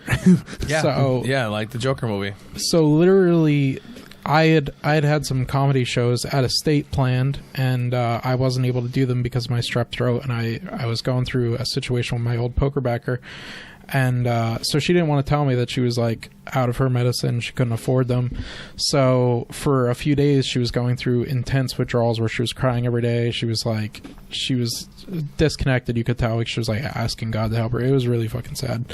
And then I get woken up that they thought she had a stroke. They thought she had a stroke and drove the chair down the stairs. So we for sure thought she was dead. She broke, like, 90% of her ribs. Jesus. And, like, she was in a coma for a month, and she formed, like, pneumonia and MRSA in the coma. Oh man. Yeah, so it was it was really intense. So we thought she was coming home this month, but all the screws broke off in her legs. So now we have to sue the screw manufacturer. But so I am thinking about her, and I just want her to know that. And my guys in my golf game group is I was have been super there for me, and I appreciate them. They were really supportive of the last episode. I think you were hinting that it might have been one of your most viewed episodes or whatever. Yeah, the Chick Track episode did really well. Yeah, they were all awesome about that, and they've been awesome about my mom. Listen, they can listen to episodes you're not on too. They can. Yeah, They want to. They listen to the other shows too. They can. Like our seltzer shoe. Oh, well, you hear it, guys. Yeah. Go ahead and subscribe to that. But yeah, I just And you wanted go buy to- T-shirts. That's cool too. to tell my kids. Yeah, I had a side call them. My mom, before I came over, was like, "Oh, you've forgotten about me," because she's like, she's in and out. When she was in the ICU, she developed ICU delirium, which has sped up like dementia or whatever. Oh shit! Oh boy. So like when I was on my way over here, I guess she thought I haven't come to see her in a while, so she was saying that I don't think about her. And I am thinking about you, Mom. There you go. He said it. I'll be over there probably tomorrow. That's a tough spot. I wouldn't want to deal with that. Yeah, we thought she was coming home this month, and then they were like, she was like complaining of knee pain. They didn't know if they should totally take her seriously because of her condition. But the doctor like x-rayed her and they're like, oh yeah, all the screws broken now. There's a huge fucking gap in her knee, so they need to cut off a piece of her hip bone and put it into her knee to bridge the gap. Jesus. And they're saying like another at least 6 months in a nursing home, so it's like Jesus, crazy. Before you jump into your topic, next week's topic. Oh, any takers? Oh yeah, I guess. Yeah. Any I was gonna- Am I on next week? You want to do every it other week? every other week? Yeah, Steve. Yeah, Steve wanted to have a topic, right? He has one, but I don't know if he'll be ready by next week. Okay, that's just. I was gonna say you could have one ready, and then if Steve has one ready, we'll just do I was going to do Red Sonny, but there's not a whole lot to talk about. Yeah, you know? I mean, as long as it's not real. Yeah, we could do just like a something, 25 to 30 minute Yeah. one. Doesn't matter. I do have one ready to go. I just wait. Unless for would you want to do that or no? Would you rather wait? I'm gonna wait because I'm doing the one for Tornado Tag. This Okay, week, yeah, too. don't do two. You want Yeah, to kind of too get long off week, a yeah. little bit of a high off the first topic and then Yeah. go into the second Well, one. yeah, Fair you enough. don't want to do two. That's too much work. Yeah. Yeah. I have it ready. Fair Like, enough. I didn't read over my notes, but I kind of print like so. Yeah. Spoiler alert for my topic. I just printed out Wikipedia because I just don't have the time to go into depth Yeah. research. But yeah, so this week's topic is going to be about a bunch of different cults Yep. and also a religion. All religion, in Now- my mind. Yeah. How did you know it was about the religion? Did I tell you? I'm just saying there's one religion. Sorry. Oh yeah, okay. I know which one you're talking about. Full disclaimer. Okay, I know which one you're talking about. Full disclosure. Full disclosure. Everything we talk about is what we found on the internet. This is not our inside research. This may or may not be true. This may or not be real, but this is what we found on the internet. So if you are upset about it, or if you're going to send your squirrels after us, Yeah. you're said sending them squirrel after girl. you're sending them after the wrong person because we pulled it from the internet. Yeah. Yeah, And actually, and keep a in lot of mind- the stuff that I talked about with them, we can say it's with Scientology. A lot of the stuff I pulled from them, I made sure to pull from their own website. So there you go. So we get their side of the argument too, because they believe that hiring private investigators is telling their side of the story. So, and it's nothing worse than that South Park episode. yeah, and like I said earlier, Honestly, though, if you really are upset, you can sue us. You can send private investigators because Publicity. We have because no money. Yeah, you'll get the fucking. Publicity. I'll give you the flag. Yeah. You can hang it in your church. I'm on such a goddamn poker downswing. They could just fucking take me out of my Yeah, misery. and any publicity would be fantastic. Yeah, hey, like they say. I think Take my merch Any news- store sales will go through the roof if people were like they're being hunted by the Scientology. yeah. Well, this is actually something I got to be careful. I really actually do have to be careful about it because it mentions it right in the article not to really talk about this. But they're you might think with the low views that they wouldn't sue you, but there was a case that they were involved in. I think it had like 10 views or something like that. Wow. They sued the person. Yes. So You yeah. ain't getting shit, bitch. Yeah, so John it's- Travolta comes to us. Yeah. Well, the first one though, to mention, I'm not going to keep on this one long because it's something we just mentioned last week. But the only reason I'm bringing it up is because they are still in existence, and people don't know they're still in existence because they're changed their name. But the first one is the Children of God, which we talked about last week. They are funded by David Berg. They are now known as the Family International. First, they were known as the First Teens of Christ. Yeah, the couple interesting facts about them. They had famous members. River and Joaquin Phoenix were Okay. were raised in the Children of God cult, as was Rose McGowan. She wrote a book about the cult. They were funded through begging, member donations, and prostitution. Well, I ain't it now. Well, this is why we're not going to spend too long on this one, because the reason they are a famous cult and the reason they came to the public eye was for sex trafficking children. Oh, Jesus Christ. Wow. Yeah. The children, including Rose McGowan, Joaquin Phoenix, and River Phoenix, were taught that they were sexual beings and they were made to have sex with members, and also as a recruiting tool. They called it flirty fishing. Oh, my God. Flirty fishing. Whoa. Yes. So What a tongue roller. This is Wow. awful. Yes, so they are now known as the Family International, and the Family International tries to say this stuff did not happen, but there's a super long list of witnesses and people that have escaped the cult that says it's true. So if you hear about the Family International, be careful. Be careful donating to anything with family in it when you're donating to charities that are religious, because they are funded through backdoor charities. Yeah, and it sounds like, if you didn't know, you'd be like, oh, that sounds like a normal religious thing. Yeah. So they created the Joker. Yeah, basically. Wow. Yeah, I mean, there's an interview with this girl on YouTube that escaped the cult, and she said she's not surprised that so many celebrities come from it, because they're literally taught to act as children. They're taught that they like sex, that they have to act for. Yeah, they're not allowed to give their names to. And that's fucked up, because like Rose McGowan is a talented actress, and she does go out and say stuff and talk like her opinion, and people are like, "You're fucking crazy." And you're she's been through some shit. And Yeah. then tie that in, she was actually going to be cast as Red Sonja in the movie that never made it from like that 2010. sucks. I actually like Rose McGowan. Yeah. River Phoenix unfortunately passed away too. So his brother talked a lot about the effect the cult had on him. So those are the famous members. I don't want to keep too long on it because they're pieces of shit, but the Family International, keep out for them. You just gotta project a little. All right. I keep cranking you, and you keep getting lower on me. Yeah. I've heard that about my comedy too, and I'm just like, whatever. Yeah. They don't really hear me. From down here. So Go from down and down your, go down from your, pull it from your bones. no, I'm hard. All right, let's get sued. Yeah. All right. Second one, Scientology,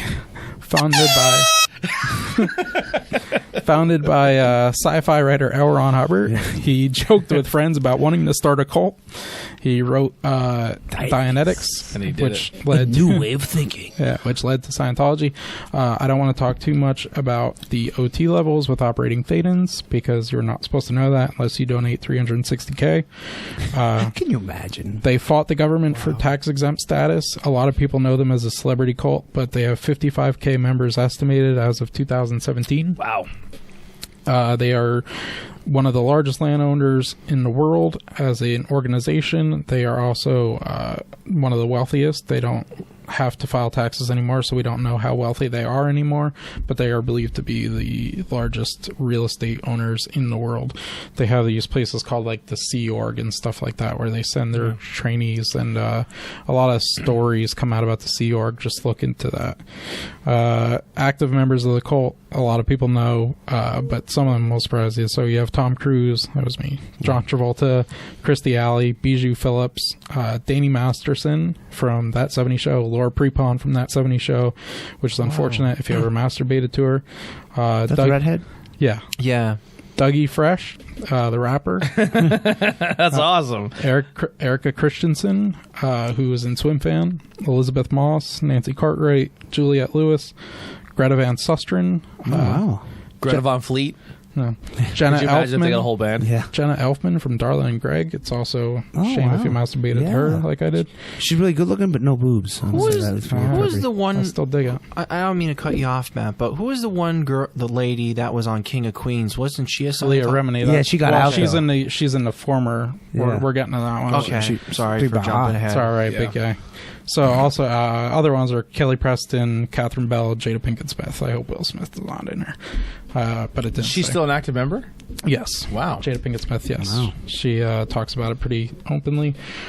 Former celebrity members now, Leah Remini, That 70 Show, Katie Holmes, who escaped Tom Cruise and Scientology, Lisa Marie Presley, Elvis Presley's daughter, Beck, who was very devout, but now he says he has nothing to do with them, Demi Moore, Jason Lee, Nicole Kidman.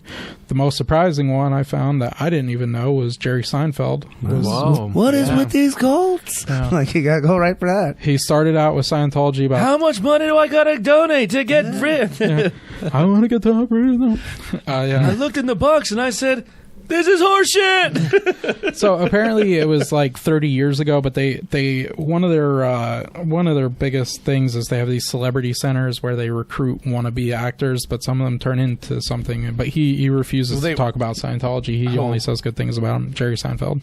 They probably recruit people, help to build their career to become famous actors, so they can use their celebrity for their religion. Yeah. They also, while they get a ridiculous amount of money out of them too, they push their careers pretty heavily and give them connections. You know, it sounds like, oh wow, they have so much power and everything, but like I think all religions are cults. But like, think how many Christian actors there are. Yeah. How much land Christian people own. Like, Yeah, but when you look into Scientology, it is different because the Sea Orgs are so the Sea Orgs. Not to go into too much, but the Sea Orgs are these like recruitment centers where the non-celebrity members go, and they're not allowed to leave. They work for free. It's a very different thing from Christianity. There's two different types. From what I've heard, how you're saying there's active members who are not celebrities, like everyday people who could be a member of the church and still live in the real world. Okay, but then when you go to these Sea Orgs, it's like a gated community, like a nun almost. The Sea Org is basically they literally modeled it after the Navy. So you go through literal training to go through the Sea Orgs, and a lot of Scientology members have to do some sort of training at some point. Yeah, but yeah, a lot of the people are not allowed to leave. The two interviews I listened to about Scientology were both from the Joe Rogan podcast. So once again, squirrels, you're going off the wrong guy. I'm just repeating what I heard. The Leah Remini was on there, and then the leader of his dad, the cult of the Scientology. Yeah, his dad was on it, pretty much saying how he is like escaped. Yeah, is that where Hobbit's dead, right? Yeah. But the guy's dad, who is like the main guy now, was pretty much like this is horseshit, and like supposedly, his story, not mine. Once again, he said his son had a hit on him. Like he had people. Well, it wasn't only a hit. It was deeper than that. They had a private investigator following him, and he was clutching his chest in a parking lot. And the private investigator said, "I think your dad's having a heart attack," and he said that might let him die. He just if said, it's his time, let him die. But then another guy they found was lurking around his house, and the cops went and investigated it, and he popped open a trunk, and he had a arsenal of weapons and silencers and like Punisher. You name it, he had it. Like he was, he was there for. He had more guns on him than John Wick. Yeah. So and one of the interesting things about the Louis Theroux documentary, my Scientology movie, is they have people following him saying they're filming a counter documentary, and they're like they look militant, like they legitimately. Some of them, like the one guy, is dressed up almost as security. They close a public road at one point because he's just trying to get film one of their Sea Orgs. And they close a private road. They put up a road close sign. She's like, that road's private. And he's like, no, it's not. I have a permit. And he's trying to show her the permit. She's like, I don't care what you say. You're a suppressive person, because that's like their biggest thing. And it's scary what they do. So just look into it. But they also going back to your first one. If I'm not mistaken, there's a show on Netflix called Haunted, and the one documentary in Haunted was this kid was part of this church cult type thing, and like they were keeping kids in like cages, like especially if they thought you were gay, and would like torture these kids. And I think I could be wrong, I have to go back and watch it, but I believe it was of the Children of God, and then they changed their name to the other one. I would have to look into that, because I didn't hear anything about cages when I looked into it. I was looking at survivor stories or whatever. Let me look it up real quick just to make sure I'm not mislabeling. I don't know if it was that, because I didn't hear anything about cages from the Children of God. They're taught to act like they like sex, like they're taught to be happy in public and stuff. So I would be surprised if it's them, but I mean, I also wouldn't be surprised. But so to finish up Scientology while you look that up, so Basically, the different levels of knowledge are called OT levels, operating thetans. Thetans are supposed to be bad things in your body. Can't really talk about anything more than that. You got to look it all up. Midichlorians. And, so basically, to get to one of the highest thetan levels, you need to donate $360K. That's pretty well known and documented. Leah Remini actually uncovered how much she had to donate, and it said she was very disappointed by the knowledge she found out through it. So, and her mother was very upset with her because she found out the knowledge and said, this is bullshit. Yeah, and her mom, because it's very bullshit. Yeah. When you hear the knowledge, it's very bullshit. and her mom was like, how dare you? Yeah. Like, mad. Well, they cut off the woman in the documentary, the Louis Theroux documentary, is a guy's ex-wife. The guy escaped the cult. The wife stayed, and now she disowns him, and that's how families are. The church was the Worldwide Church of God. Was founded by Herbert W. Armstrong, a televangelist that hosted a TV show called The World Tomorrow. I've heard of that. Yeah. And this church was pretty much was very against gay people that were gay, and they would take these kids if you thought your kid was gay, they would take them away to a camp, and this camp was literally just torture, and they would hook you up to machines and shock you if you got aroused watching gay porn. They would rape you until you didn't enjoy it anymore. It was crazy what these kids were going through. And this guy told a story on this Netflix thing, but it was not the Church of God, the Children of God. It was a different one. Yeah, it's all depressing. Yeah, it's another cult. But yeah, you are allowed to call the Church of Scientology a cult, whether they want to be called that or not. The first thing, if you Google is Scientology a cult, the very first result is Scientology's website. And do you know how much you have to pay? You have to pay so much money to get your result first to a question, because it's called SEO, search engine optimization. You need to pay so much money and it's just a basic website, and they're like, no, we're not a cult. And instead of disputing why they're not a cult, they try to discredit the word cult. They're like, well, experts, and they define a cult. Yeah. Well, they don't. Depends what the definition of is. They literally don't cite their research when they say too many people are calling regular religions cults, and they don't cite anything. But go ahead and read their explanation as to why they're not a cult. But we are allowed to call them a cult because the definition of a cult is a group of people having religious beliefs or practices regarded by others as strange or sinister.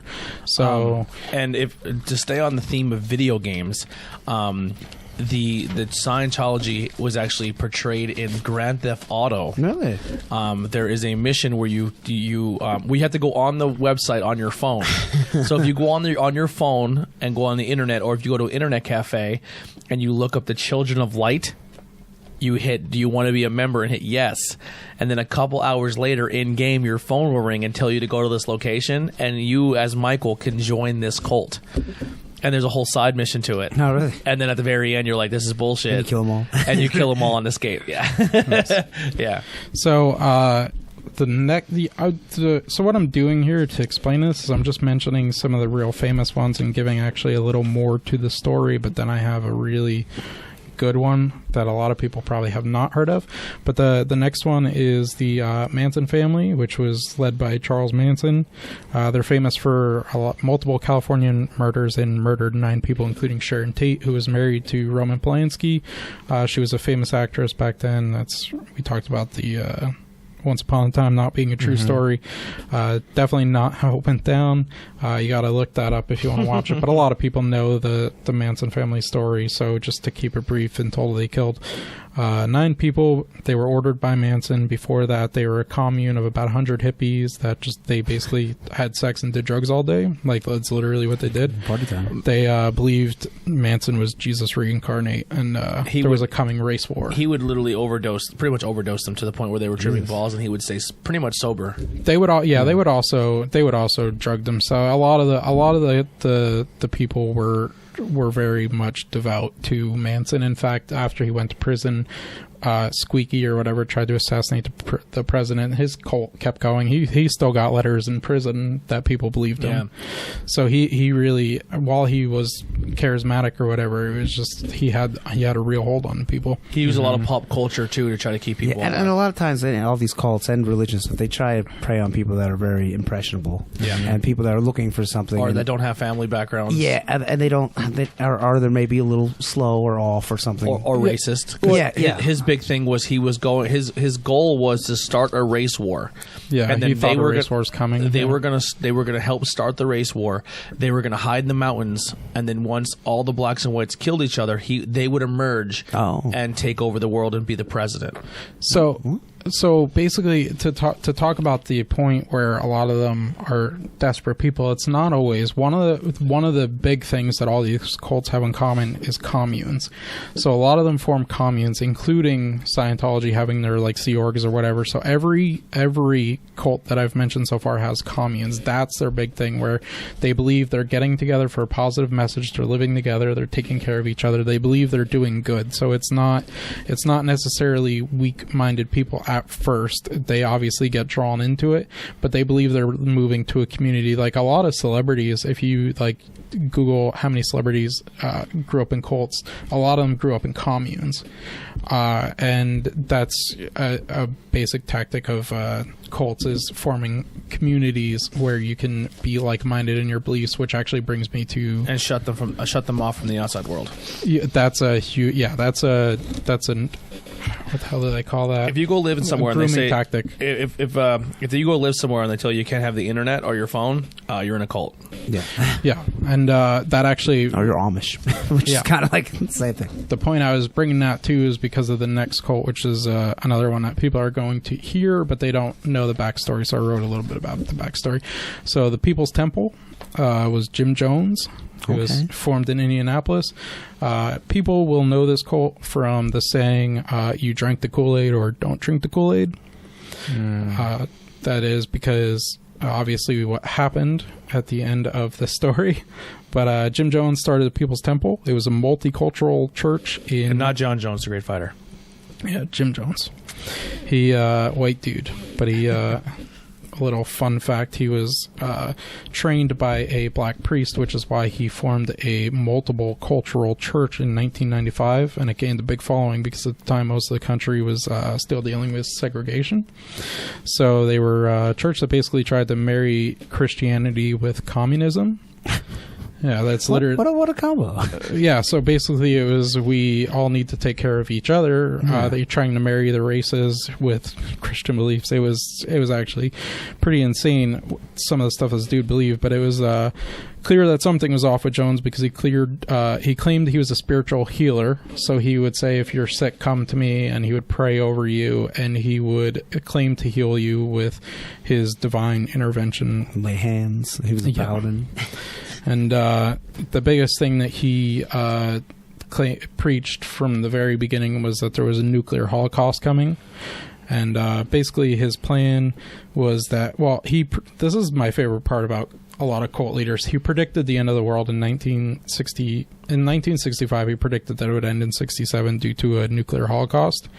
And he claimed that America was basically the Antichrist, and it was a capitalist Antichrist machine, and that God's wrath would form and America would be wiped out.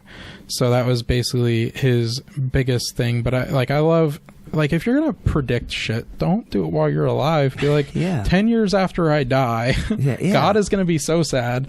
Because then when it didn't happen in 1967, he's like, yeah, I was just wrong. He's like, I was wrong, my bad, everyone. And he was like, I still think it's gonna happen, so maybe we should move to a safe area. So he literally told his followers that he had made a mistake, but he still believed he was in contact with Jesus, and that they should move to Redwood Valley in California.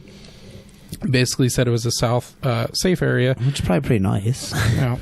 And he said once the nuclear holocaust went down, his followers, this was something he had similar with Charles Manson. Once the nuclear holocaust had gone down, him and his followers could come out of seclusion, and they could start fresh and make him the leader. Local politicians even joined into the movement. They believed in him that much, so they actually went out to Redwood, California with him, giving him credibility. This church was actually huge. It was estimated about 20,000 people believed this dude at one point. He had 3,000 to 5,000 active members at a time.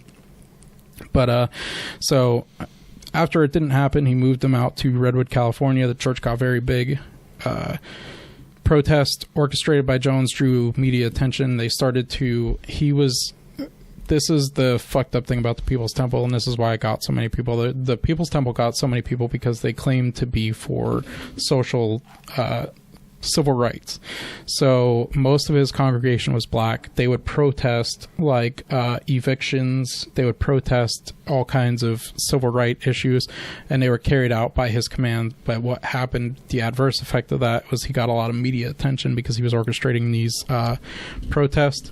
So once he started to get all this media attention, he said that the fascist media was attacking him and his followers, and maybe they should move to South Africa.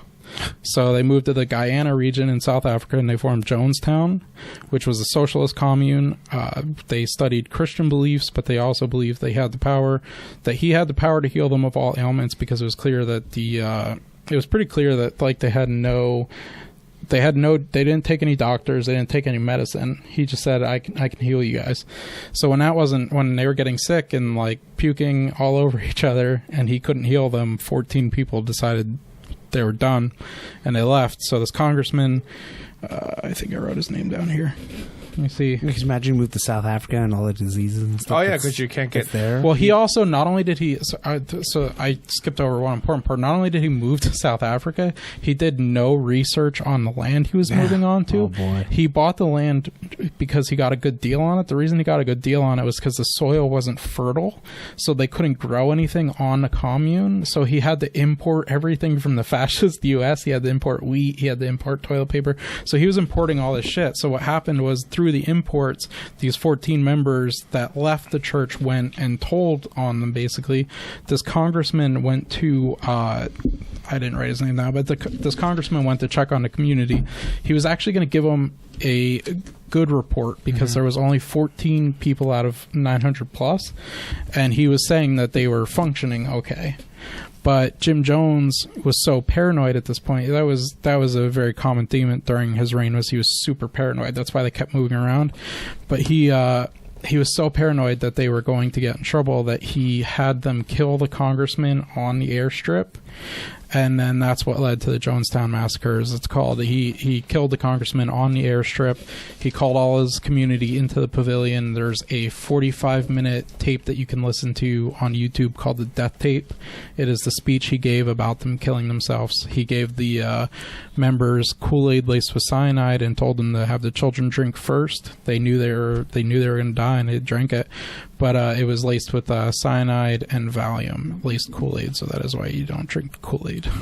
Oh baby! And you can actually, I mean, it's nothing insanely graphic, but the photos are up. Yeah, just thousands and thousands of bodies. It's 900, but yeah. I mean, yeah, It's yeah. really I mean, it looks disturbing. like thousands because Yeah. they're like, there's people on the sides of hills. There's like, it looked like some people drank it and then maybe had a second thought, like they needed to go run and find help, because there's some people that like, Yeah. they weren't all in one area. Yeah. Yeah, there were bodies they found by the woods. They were trying to puke it up. There was bodies that they Yeah. found where like women were holding their children, and Yeah. it was really disturbing. And the reason I didn't cover too much, there's so much more about this, but the reason I didn't cover that one so much is because it's so famous. There's so many documentaries Yeah. about it. There's movies that remake the scenario. I forget what it's called, but there's a really good horror movie. They don't call it, maybe they call it Jonestown, but it's really, there's a lot of the Manson family. This one and the next one I'm going to mention are all easily researchable. So that's the Jonestown Massacre with Jim Jones. So the next one is Heaven's Gate. Those are good ones. Yeah.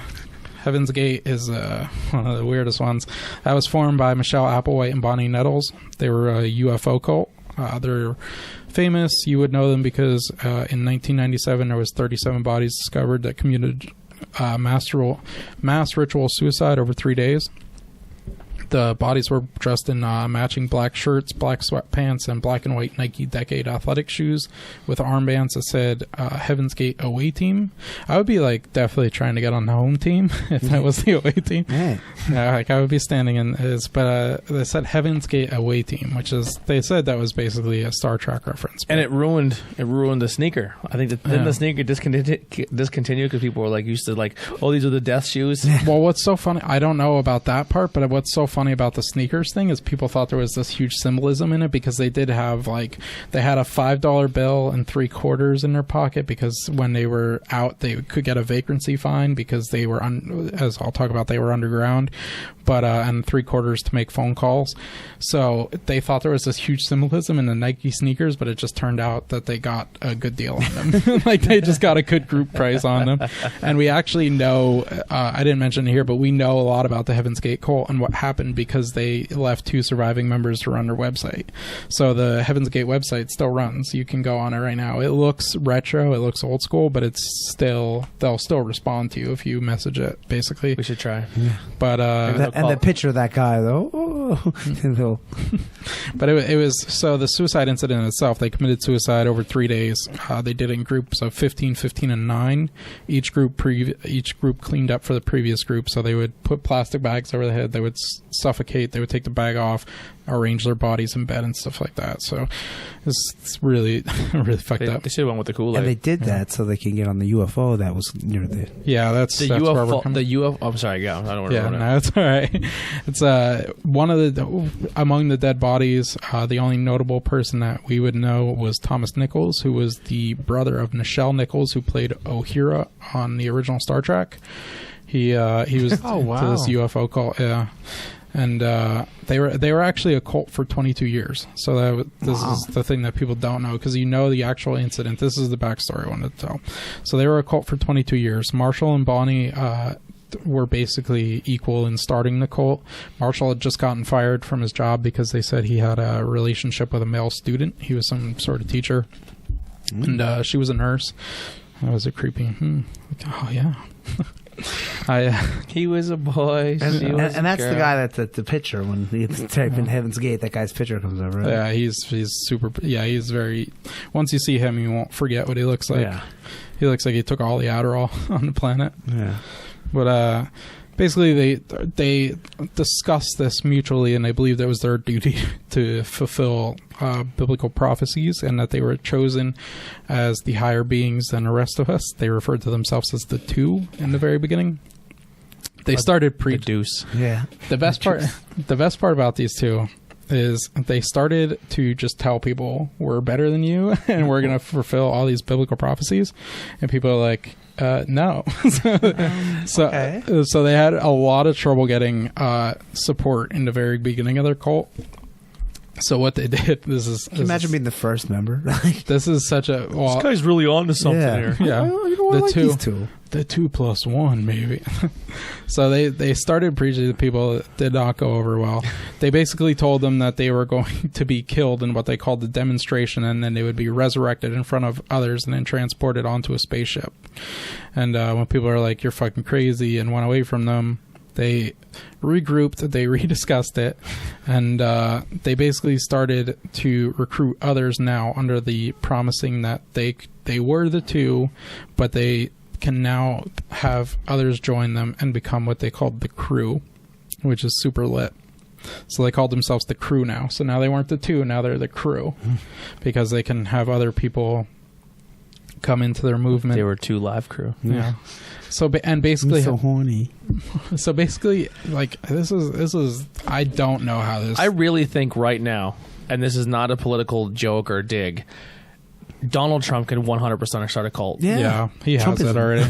I honestly, and that's not even like, I think there's Democrats who can start a cult right now too. Yeah. Yeah. Like I think we're like very close. There's very impressionable people out there. And then like the middle people are gonna be like, "You're gonna both fucking crazy. Can you guys go to do it in the country, or can we get a pass out of here?" There's some of the people like out in the farmlands. They love Trump. They think he's the best thing ever. It's sick. Like I mean, whatever. I'm sort of politically independent, but it's really sick how far they'll go to defend him when he says something stupid. Yeah. Like the Kansas City thing, when people are just like pretending now that suddenly they play in Kansas when they don't fucking play in Kansas. Dude, it's crazy. Like, and listen, and it happens on both sides. Yeah, it does. Yeah. It really does. And it's so funny that like people are like, there's no way I would ever join a cult.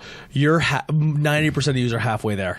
Yeah, I memean, it's really like Yeah. If you're the only reason political and religion. Yeah. the reason that Trump supporters get so much shit is because he's the one in office. It's 100%. and it should be that way because it really is sick. I mean, what was the there was just another one very recently where he did something stupid and they were like full on. Well, no, they defending him. get mad about people disrespecting the national Oh, yeah. anthem. Okay, that And was during actually- the Super Bowl, they have a video of him. Like someone's like, "Oh, I can't believe this. I'm videotaping it," and they pulled up their cell phone Yeah. and took a video of Trump during the Super Bowl when the national anthem's going. He's it? fucking standing there going, That's funny. and he's fucking dancing. He's fucking. He's The one I was actually thinking of is Nancy Pelosi ripping up the speech. No, yeah. They're talking about how you have to respect the president no matter what. And then people cut in like how Republicans reacted during Obama's thing and how they didn't stand for him. And they were all like, and that's like the thing. When I love when somebody on my Facebook posts, you have to respect the president no matter who it is, when they were just sharing like Obama as a terrorist meme while he was in office. It's like, are you real? Like you don't see your own bullshit. Respect the president, lest I don't like him. Yeah. It literally goes on both sides. Yeah, it's crazy. The fucking the house the was it the not the, what was that speech? The fucking oh fuck! I'm having a brain fart. That speech he just did. State of Union? State of Union. The State of Union address. Literally, it's like I like Pop-Tarts, and they all stand up like yeah, he fucking likes Pop-Tarts, and the other side's like I don't like Pop-Tarts at all. I fucking They're made by communists. Now I fucking hate Pop-Tarts, and then Trump's like, and I don't like them toasted, and they're like, fuck yeah. And they're like, well, if I was gonna eat a Pop-Tart, it would 100% be toasted. Like, like they just like no matter. And then like they're like, and then Trump just pulled out some really genius moves. He's like, see that guy up there? He's 300 years old and he's served in our military. And then It's just the most basic shit. Then the Democrats are like, fuck, now we got to stand up and clap. Yeah. We don't want to. That's my only like that is my one big like I tried to give Trump a chance, but I can't stand listening to his speeches. I think they're hilarious. But it's like from that aspect, sure, it's funny, but you never like. I am not a brilliant person, but I feel like I'm 100% smarter than Trump, and I don't ever want to feel smarter than the president. Like it's just that's what's so disturbing about it for me when he just says the stupid shit. You respect a WWE Hall of Fame Yeah, member. yeah. Like, He's the first president of the WWE Hall of Fame. He's been stunned by Stone Cold. He's the Steve first. Austin. He's the first president to be stunned by Stone Cold Steve Austin, and she's the first lady that has porn on the internet. Oh wow, how about that? And you can see her naked. If you Google our first lady, Really? she's naked on the internet. Wow. And, Oh, you didn't know that? Oh, for sure. and the best part No, I is knew that. there's girl-on-girl photos of her and another girl naked. Hey now. But J-Lo and Shakira were too much. Yeah. Way too much. There was fake outrage on that on both sides, though. I do Yeah. have to quickly mention that because that Before was we leave, we'll talk about it. Yeah, all right, yeah, we can talk about that later. But yeah, that was I saw something fucking hilarious the other day.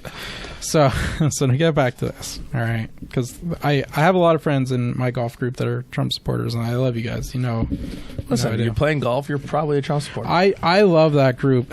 I love that group because we really legitimately don't talk about that shit. We tend to focus on what we have in common, not what we don't, and I love that about them. They're really great guys. But so anyway.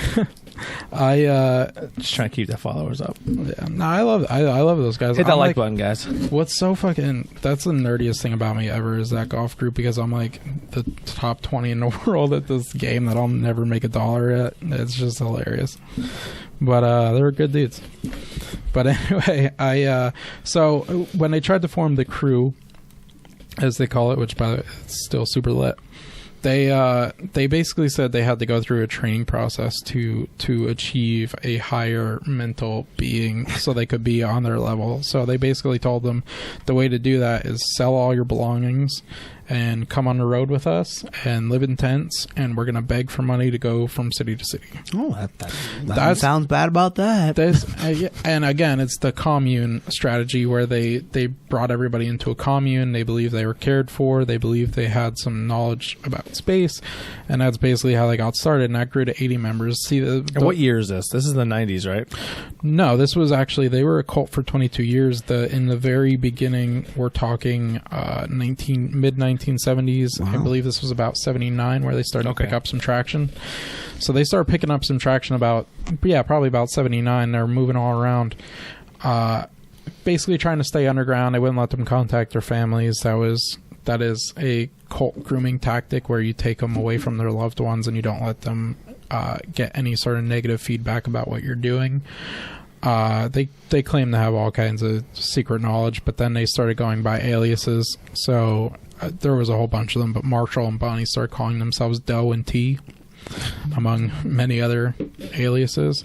And they basically told their followers that by living in poverty and traveling, they would become superior beings like themselves. Applewhite claimed to be related to Jesus, and he wrote all the doctrines for them. What happened then was they claimed to be superior beings, but they ran into some trouble in 85 when Bonnie died. So she died and no spaceship came from her. So he basically had to change up his own religion. So he said, all right, well, the road's not working, so we gotta sit down in a central location. The good thing about this cult, before I go on, is that it only got to about 80 members. A lot of these cults had, unfortunately, thousands of members. This one only got to 80. I guess their shit was a little too crazy for thousands, but so they took about these 80 people and they moved them all into the building they eventually die in. But basically, after Bonnie's death, Marshall decided he wanted to probe some of the male members. And but he knew that would be against God, and because they tried to involve God in their teachings at that point, he decided to get castrated instead of acting out on his sexuality. Wow. He convinced some of the guys he was attracted to get castrated with him, which is devotion, I guess. So they went down to Mexico. They got illegal castration. Can you imagine? Yeah. Bro, can you cut your dick off with me? Yeah, testes, but I mean, you might as well at that point. I know, right? I mean, I would miss my dick. That'd be a eunuch at that point. Cut it all off. But so, I just don't know how you have such fucking power over people when you're telling them UFOs are going to come from you. But basically, so after Bonnie died, he started. Yeah. Well, I think she was T, actually. Oh, wow. He was Doe. Yeah. That's weird. Doe. Isn't it, though? So. That's what you did there. Yeah. Wait, so did we get into why they did spaceship part yet? We're getting there right now, cool. actually. So after Bonnie died, basically, Marshall Applewhite started to get a little looser and crazier in his ideas. He basically moved them onto the internet because he said that their traveling lifestyle was no longer working. So they started to, on the early days of the internet, that's how they started to recruiting. He believed now that he was a prophet, and that those, he basically believed at that point that he was a prophet, and that because he lived against the Bible with his sexual attraction to men, that's what killed his wife. So after he got castrated, they say that his mental health sort of declined, which, I would sort of expect it. Yeah. So you lose your balls, stuff happens. Yeah. Fast forward to the mid-90s, Applewhite starts hearing about the Hale-Bopp comet. They were a big fan of the Art Bell show, which talked about UFOs and conspiracies in the 90s. Still, actually, you can listen to a whole bunch of Art Bell clips. That show went for a very long time. They started to listen to Art Bell, and they heard about the theory that there was a companion object following the comet. He basically told them that this was their time to leave their physical bodies to board the craft. He told them that their souls would be exiting their bodies, entering the craft, and then their physical bodies would reincarnate. So a lot of people blame Art Bell for the 97 incident, but I personally think that after Bonnie's death and he cut his balls off, he was just like, no, I'm just done. He's like, I want to die, but I'm not going alone. Right, exactly. He had an ego. He believed his own bullshit. I mean, if you cut your balls off, you believe your own bullshit. That's unfortunate. Like a lot of these cults believe their own bullshit. Yeah. So that's basically that on that one. That actually leads into the main. And how do they all kill themselves? With pills or? They use plastic bags. Oh God! Yeah, basically. That's a terrible one. Yeah. You have one more here? And this is the main one. Okay, cool. Yep. We're probably not going to touch on the Super Bowl stuff because we are at like an hour 48. Okay, cool. All right, so we'll try to go faster. No, you this. take your time. Okay, so when you hear UFO cult, you think of the Heaven's Gate, but there is another UFO cult, and the reason I picked this one is because the definition that I read earlier is about cults is essentially that it's a group of people that believe in religious practices that are regarded as strange or sinister, and I think we would all agree that the ones before this are sinister. Mm-hmm. This one fits into the category of just strange. This cult is actually pretty fucking awesome. Mm-hmm. Yeah, I would. There are some beliefs that if they didn't have, it's not the worst sounding cult ever, but like the Jedi for the actual religious order.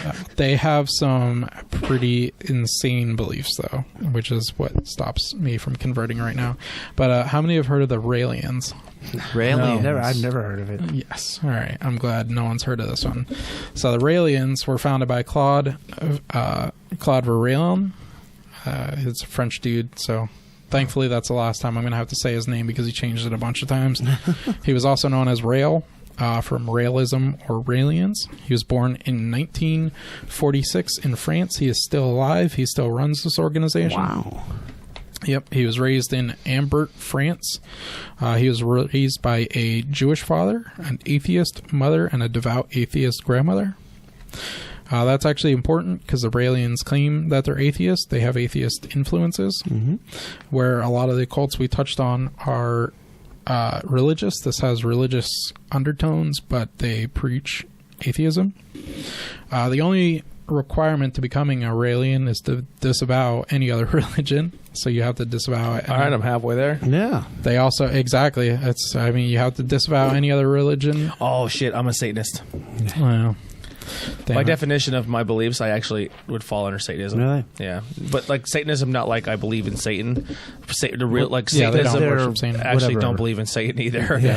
Yeah. I fall under the category of an agnostic. I am a stone cold agnotheist. I don't know, and I don't claim to know. Yeah. But which is one you could pick in D&D, but then you don't get any benefits from the gods. Yeah. Because you believe in gods, but not one solely. Yeah. Well, no, it's not. But not like you just believe don't in something. know. Yeah. It's not that Satanism is just like they believe that you are in control of your own Okay. destiny. And they just use dark Satanism material just to fuck with everyone else. They're kind of like smart asses. Yeah. Trolls.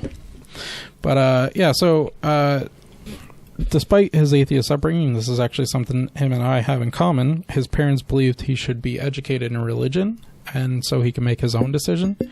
So they sent him to a religion that wasn't theirs at all. They sent him to a Catholic boarding school. Oh my! Where he was raped. No. The Catholics found out, though, that he had been taking part in communion without being baptized. And they're like, you little fucker. How dare he? Trying to drink all our wine. Yeah, so he got in trouble, and they were basically like, you can't go here unless you get baptized, and he rejected their religion, so he didn't get baptized. So the parents withdrew him. They moved him back to boarding school closer to where he was raised. I sort of like...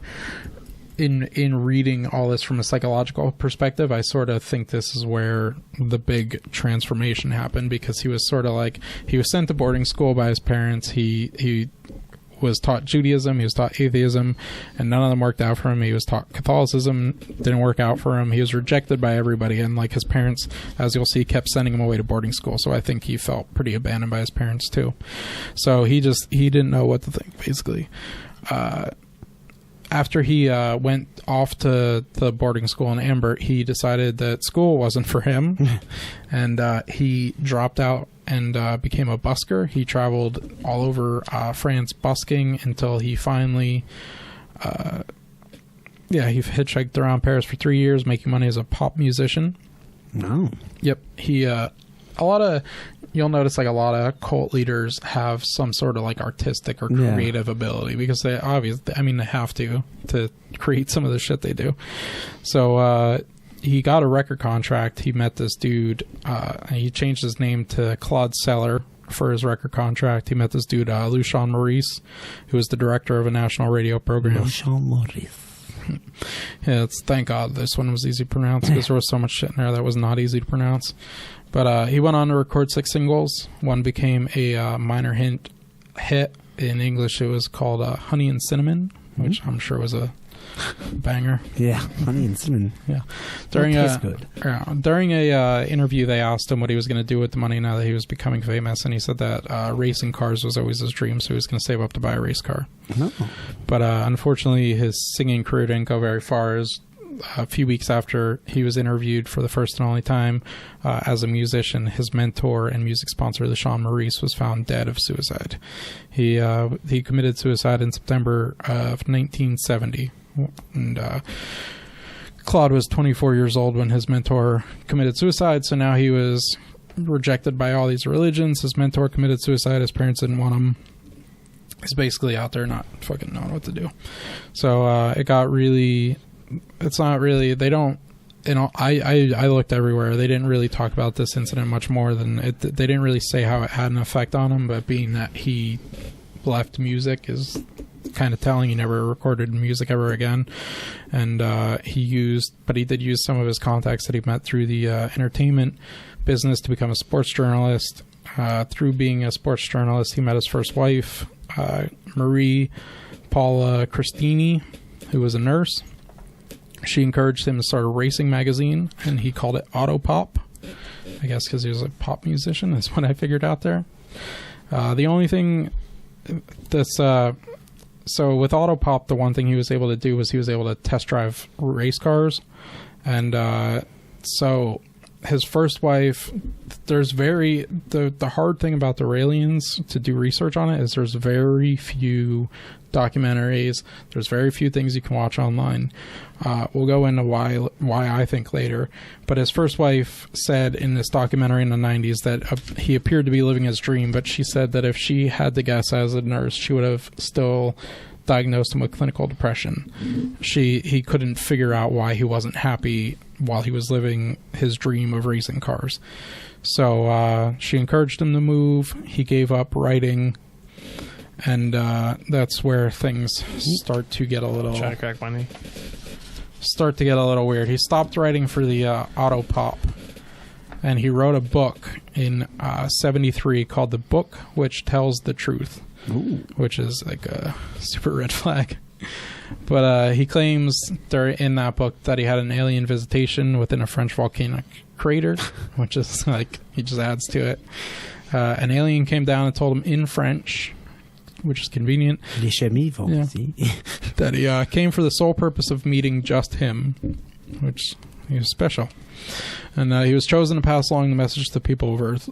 Basically, this first book was about, the general message was evolution is a lie. He claims that 25,000 years ago, humans from another planet created all life on Earth through DNA manipulation. These humans were advanced scientists called the Elohim, which means those from the sky. Essentially, he was saying that the sacred texts like the Bible were all not complete lies, but completely misrepresented. The angels from the Bible were not angels. They were human beings from an advanced civilization. Which, if you ever watch Ancient Aliens, they often... Yeah, there's a lot of undertones of Ancient Aliens within his beliefs. So he said that it wasn't out of maliciousness that these errors happened, because he had to soften up the religious people. He's saying that due to technological differences between Earth society and our creators, he was only able to, it came off as a religious text, but it was not meant to be a religious text. So he writes that book. He gets mixed reception. In his second book, this is, again, he's a master at making titles. His second book was called Extraterrestrials Took Me to Their Planet. Huh? He says... you know what it's about. Yeah. He says the Elohim took him to their planet, where he met Moses, Buddha, Jesus, and Muhammad. They all walked into a bar. He said that they were on a completely peaceful planet. They all had dinner together. There was no war. There was no money or sickness. Ooh. He said after the visit, the aliens realized that he realized the alien that was showing him all this had chosen him because he was actually his biological father. Oh. He called him Yahweh. Your plot thickens. Yep. Yahweh was the oldest part of biblical literature before there was like a god. He was a deity of the storm and warrior deity. Which, like, of course, his dad's got to be a cool deity. Yeah, he can't be like the like deity of like beer bellies and Cheeto dust all over him. So he was the deity of storm and warrior, and that was his biological father. This is what started realism. This is where it started to gain traction somehow through these texts. So modern Raelians believe we are created by the Elohim, and our gods are really just scientists. To join you need to denounce all religions as I described. They are a self-described atheist UFO religion. However, the core ethics are actually fairly reasonable because they strive for world peace, sharing, democracy, and non-violence. And this is where it starts to get swirly because you hear all this weird shit about them and you think the cult's going to be this weird cult. People can't decide whether or not this is a cult or a religion. They were deemed a cult in France. They were deemed a sect in Belgium, and they were deemed a religion within the United States. So they strive for world peace, democracy, and, like I said, nonviolence. What separates them from other cults is they are non-predatory. You are free to live on your own. You can come and go as you want, and you can do whatever you want. Let me see here, because I don't know if I skipped around this. They don't sound bad. They really, it gets even better, but there's some weird shit they believe. So some of the things people perceive as weird. So for 16 years, the symbol for Raelism was a Nazi swastika within a Star of David. Jesus, that's a little wacky. So basically, the way Rael, as he now goes by, the reason he describes this as a symbol is because the Nazis hijacked the oldest symbol in the world. That is partially true. Yeah. The Nazi, Right. the swastika meant peace. Yeah. And they turned it to... He basically wanted to reclaim it, but when they were denied, they wanted to build, and this is dead true, they wanted to build a helipad in Israel for the UFO that was going to take them to salvation, but Israel wouldn't let them build it because they had the swastika.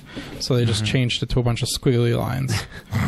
Like you can look up the Raelism symbols online, and you can see one is a swastika and a... Of all places to build a swastika, let's go to Israel. Yeah. Let's be quick. So they build that symbol.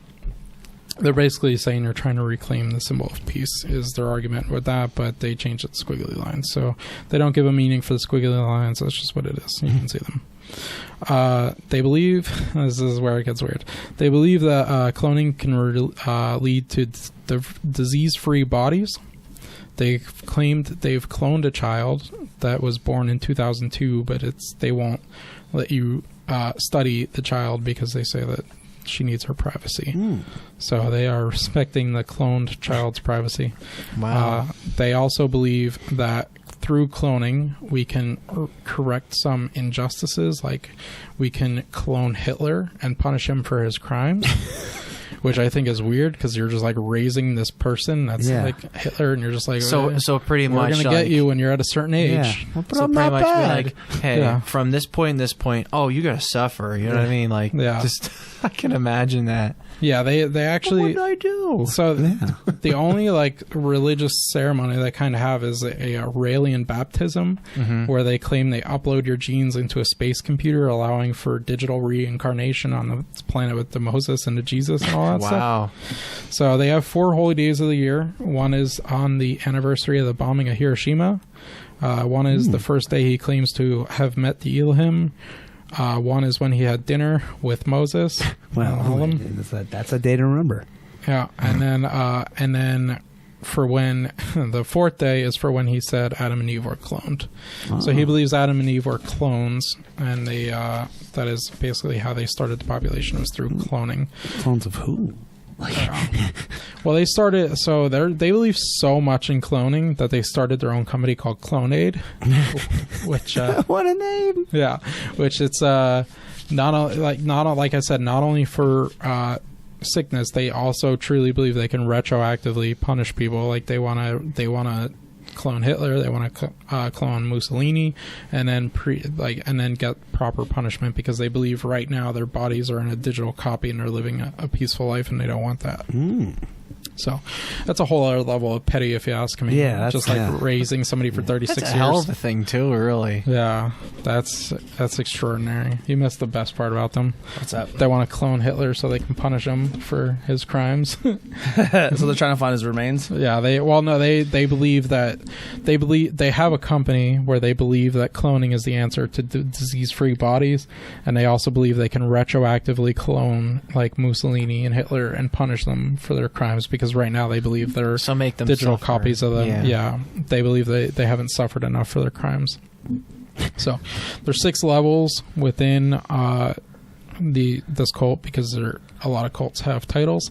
So there's trainee, there's assistant organizer, assistant priest, bishop, and planetary guide is the highest. Let me say that quick. On the planet. So Ben, if this podcast was a cult, with me being the planetary guide, because I'm the big guy here, where would you fall? Trainee, assistant organizer, assistant to the regional manager. Oh, I wouldn't even make it. Organizer. You wouldn't even want me. assistant priest, or bishop. I wouldn't be any of those. No, you got to pick. What do you think you lie in this? I don't know. my I cult don't know. podcast? That's kind of like a pressuring thing. Call because- yourself a bishop, Ben. Yeah, I'd want to be a bishop because that sounds cool. All right, so Andy thinks he's second in command. He has confidence. Yeah, I just want to be. You could Where be would you be assistant right priest. now? Right now, Yeah, I'm like an assistant priest. assistant priest. All right, you're a little higher up there. Ben, where do you find yourself? Rattle them off again. A trainee, Okay. assistant organizer, an organizer, an assistant priest, a priest, or a bishop. And then planetary guy is the highest level. Okay, I would probably say bishop too, because you like Chris Bishop from Crowbot. Oh God. Oh, that's. I was thinking the chess piece, but Yeah, and a bishop from X-Men. Well, what the hell? Okay, what if he was Chris Rook from Crowbot? Then Chris who? Rock? Then who would you pick? Or Chris Dildo. Yeah, I don't know. that would change your whole thing because you only picked it because like what's his name, Chris Bishop. so they're so those are the weird things about them. But that's, I mean, there's not. I mean, they're weird, but are they really like that much weirder than other religions No. with that kind of stuff? But there's a lot of positives about them, so I figure we should list some of the positives. They believe in sex-positive feminism, which means they support and fund sex worker safety. They For that. they fund LGBTQ rights. They fund scientific advancement of all sciences. They're non-predatory, as in they don't try to openly recruit. If you want to switch to realism, you can, but they do not try to force you. They're non-communal. This one comes with sort of an asterisk because some people take it upon themselves to form communities that believe in realism. They also do, they call them happiness festivals. They go to like Japan and all these other places, and they put on entertainment like music and everything, and they teach people about realism. So it's sort of communal, but you're free to come and go. Like you're allowed to contact people, you're allowed to do everything. The only red flag for me within this, and why I will not be becoming a realist, is because of how hard they are to research. Is purpose. Everyone that tries to do a documentary on them, they end up suing them eventually for saying they misrepresented them. So I don't believe that every documentarian ever is trying to misrepresent them. So they I have a really I'm sure my voice is low. I have a really dry throat today. I'm not feeling well. I haven't been sleeping, but they sue. So in 2005, two documentarians tried to move in with some of the Iranians, and they came to the conclusion they were a cult and they needed to be broken up. And they claimed that the reason why I was going to be in the documentary, and they put a suppressive order on it in court. And that is where cults do tend to try to hide their businesses through litigious activity. So when you hear about them suing documentarians, that's the big red flag for me. But other than that, I couldn't find anything that said they were bad or the members were forced to do anything. That's the only red flag. So Was there any celebrities in this cult? not that I could find. I'm sure there are, but they probably wouldn't admit it because it's very much a UFO cult. It's very much, they very much Tom believe. DeLonge. Oh, really?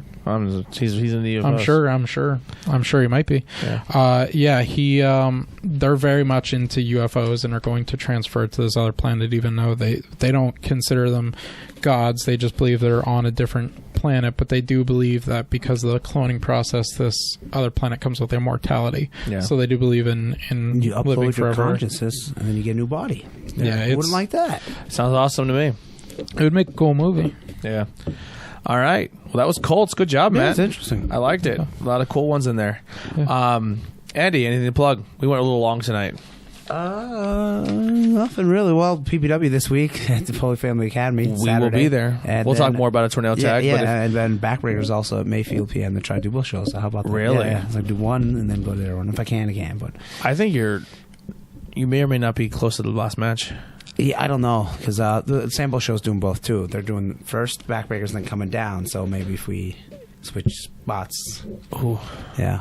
You might have to go there first, Backbreakers. Yeah, so we'll have to see. I think you might be towards the end of the night. I think the big build is the 2 4-way matches. Yeah, but, I mean, you're going to have one in the first half, one in the second half. Yeah. So who knows? We'll see.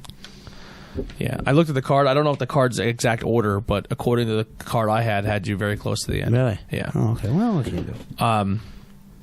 Yeah, so if you want to hang out with us, so the cool thing is this show we will have tornado tag pins again. So if you want to come to the show and hang out and get a pin, let us know. We'll be talking more about the entire card tomorrow on the tornado tag podcast thing. Also, we're going to be filming content there. So I'm going to try to make it my job to go around and get fan reactions. So if you're a fan of this show and you also listen to the Tornado Tag, come out to the show and we'll do an interview and we'll hang out with you and you can tell us what you think of PPW and because the brass will say at PPW wants to know more from the fans. Yeah, and I said, well, that's something I can help you get. And if you want feedback, I can get it for you. It'd be a quick 20 seconds. Yep, 100%. Ben?